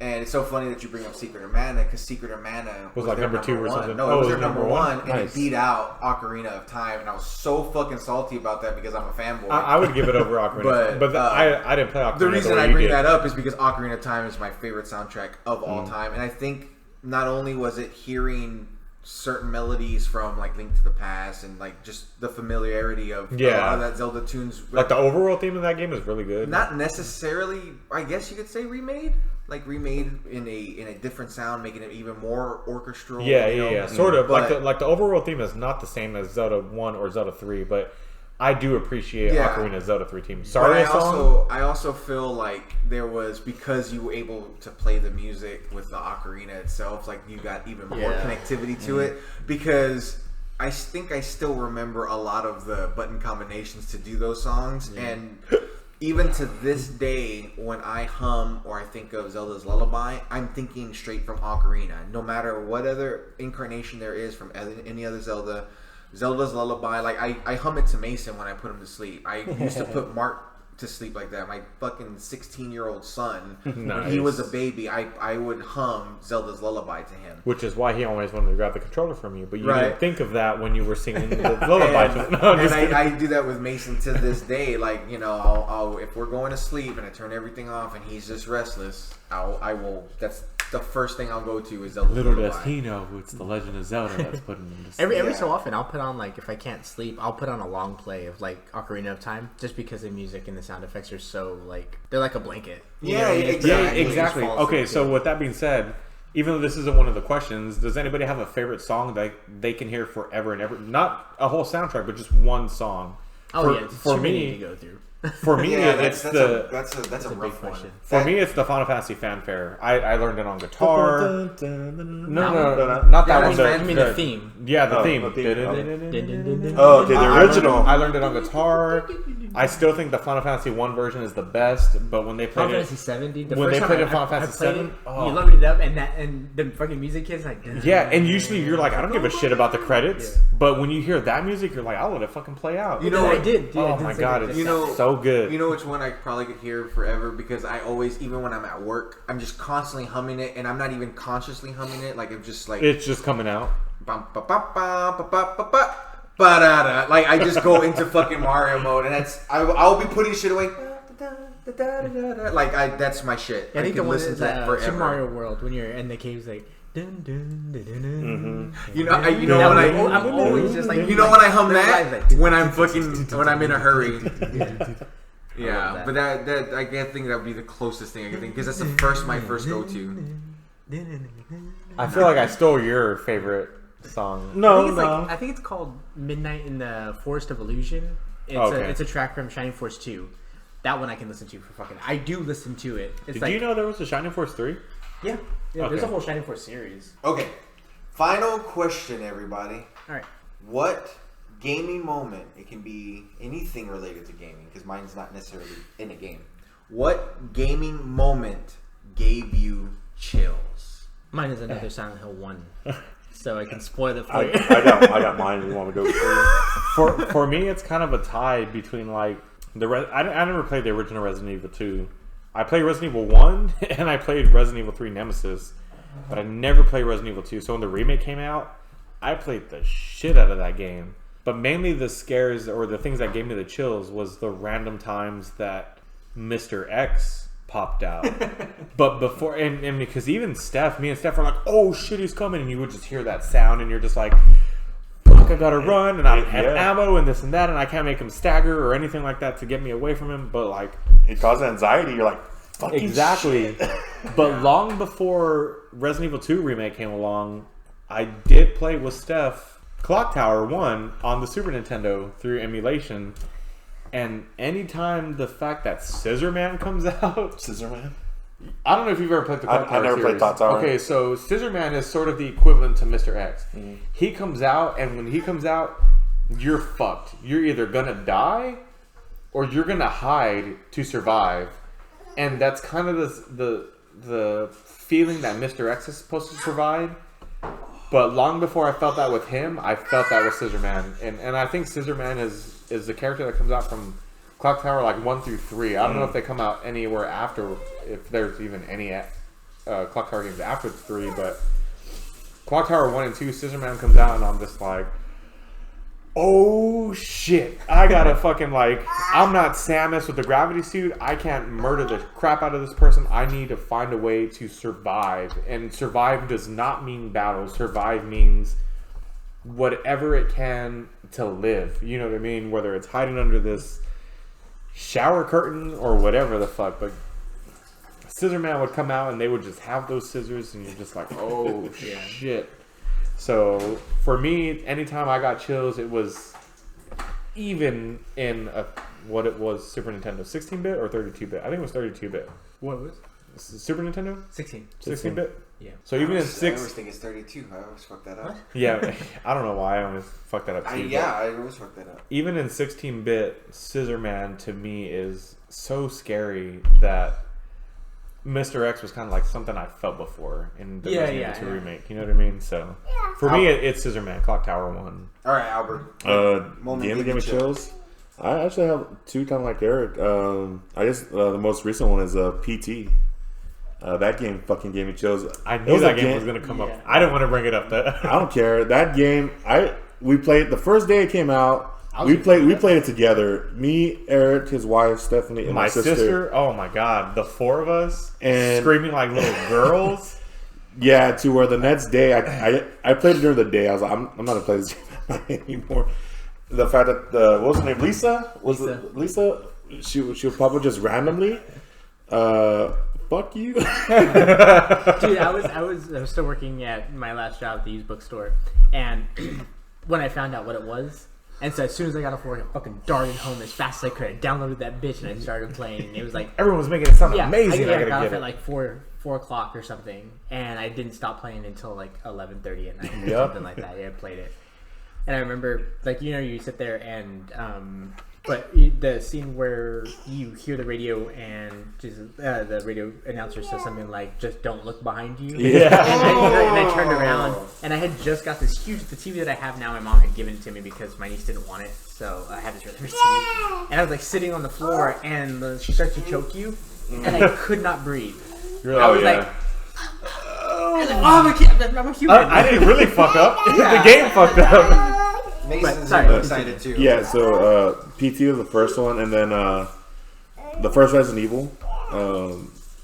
I didn't play it until it was released on the PS3. Oh, really? And I was never really. Was it the PS1 version or was it? No, it was the PS1 version. Okay. It wasn't. No, the Resident Evil 1 remake wasn't on there. I didn't actually get that until PS4. That was on the PS4, which was the GameCube remake, just brought over to PS4. And I didn't really own any Resident Evil except RE4. I own RE4 on the Wii. But you own 5 way before you got 4. And the horrible 6. It was awful. But I hear him say horrible.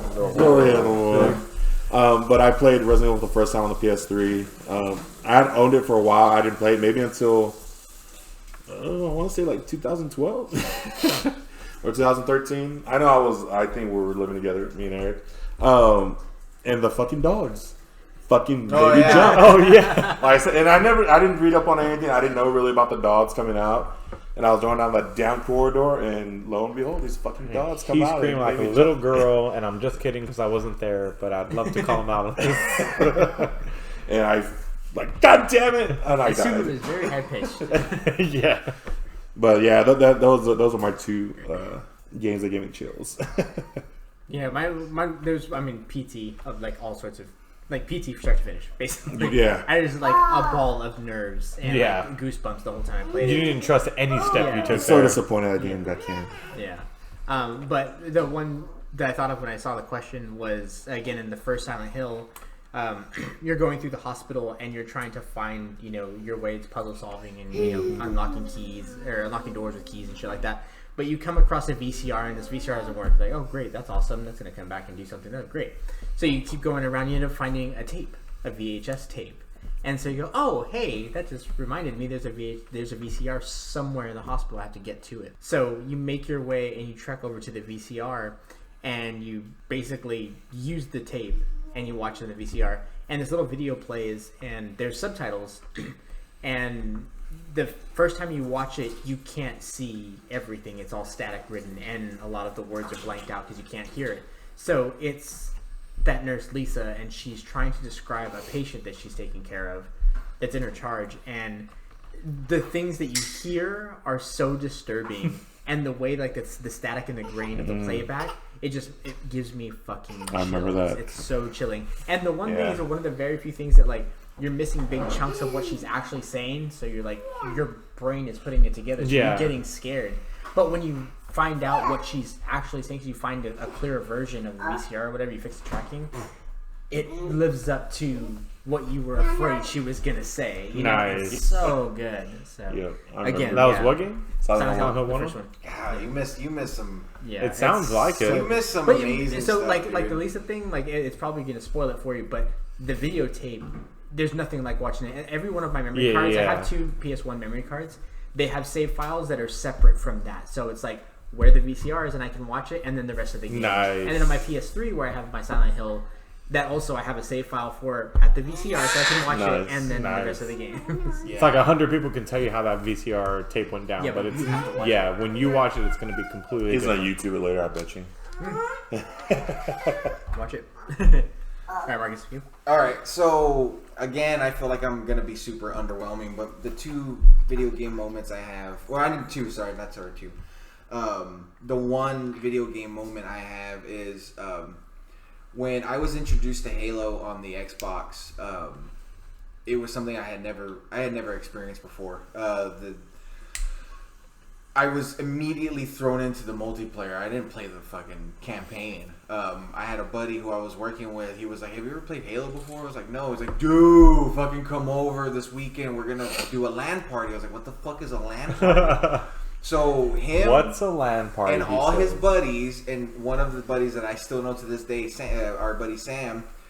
Shout out to Sam. They would bring awesome. all these Xboxes over to this apartment, and they would system link them, and they were playing Halo, fucking like big team battle, basically, 16 fucking players and shit like that.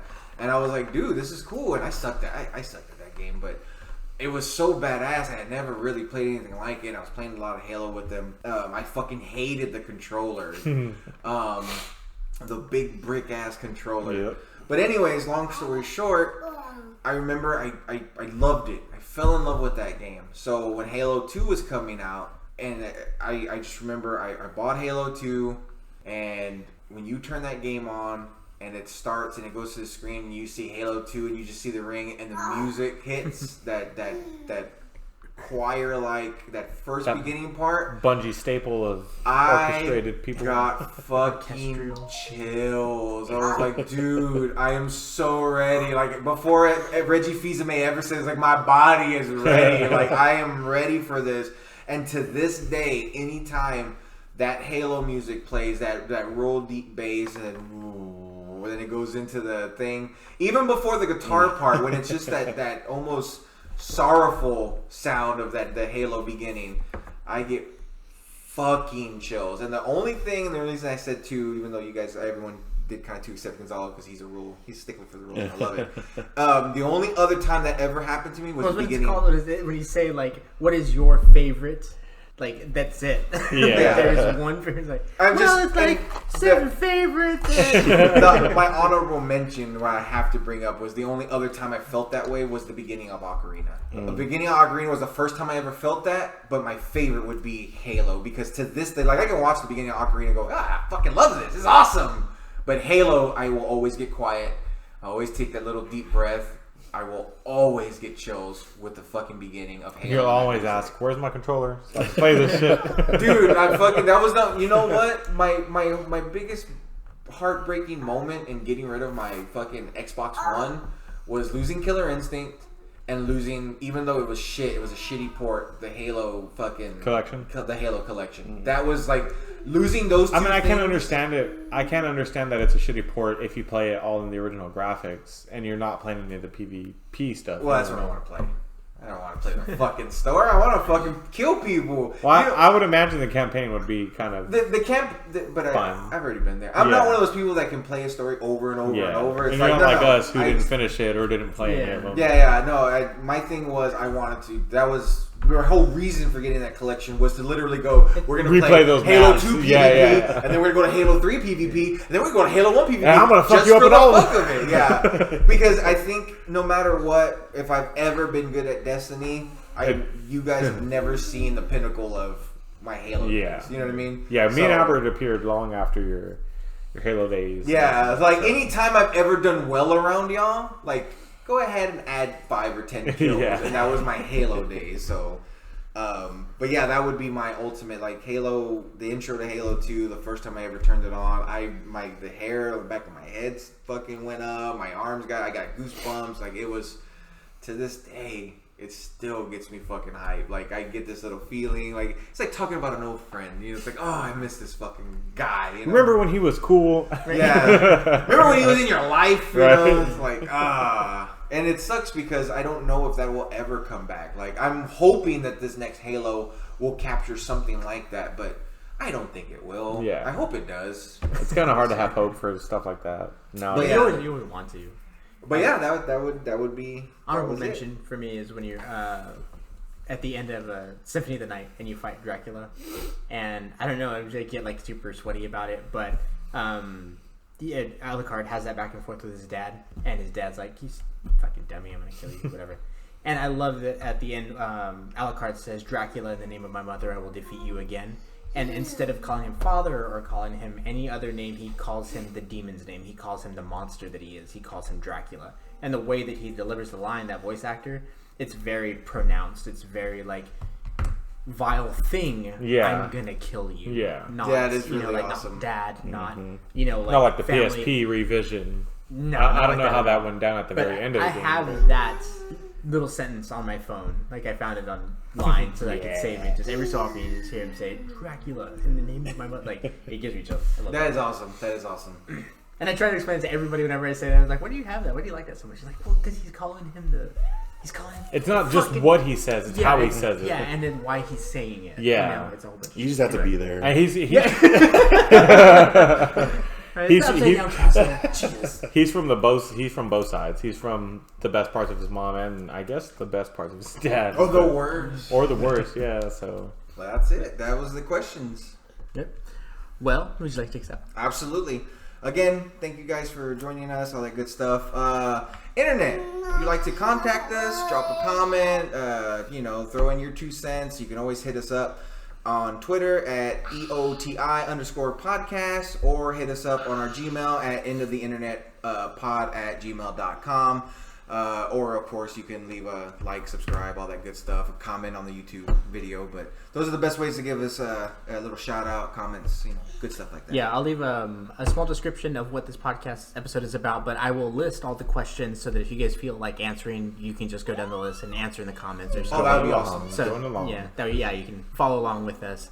I'd like to thank our 2 guests, Eric and Albert. Thank you guys so much for coming. Yay! Thank you guys. Thank you. Appreciate it. The outspoken one is Eric. The quiet one is Albert. Just so you guys know. Together they are the Martinez brothers. Yes. They're welcome anytime you guys want to come back. It's always a pleasure to have. But for the End of the Internet podcast, my name is Gonzalo. I'm Markus. And you've reached the end of the episode. Have a good night, guys. Peace.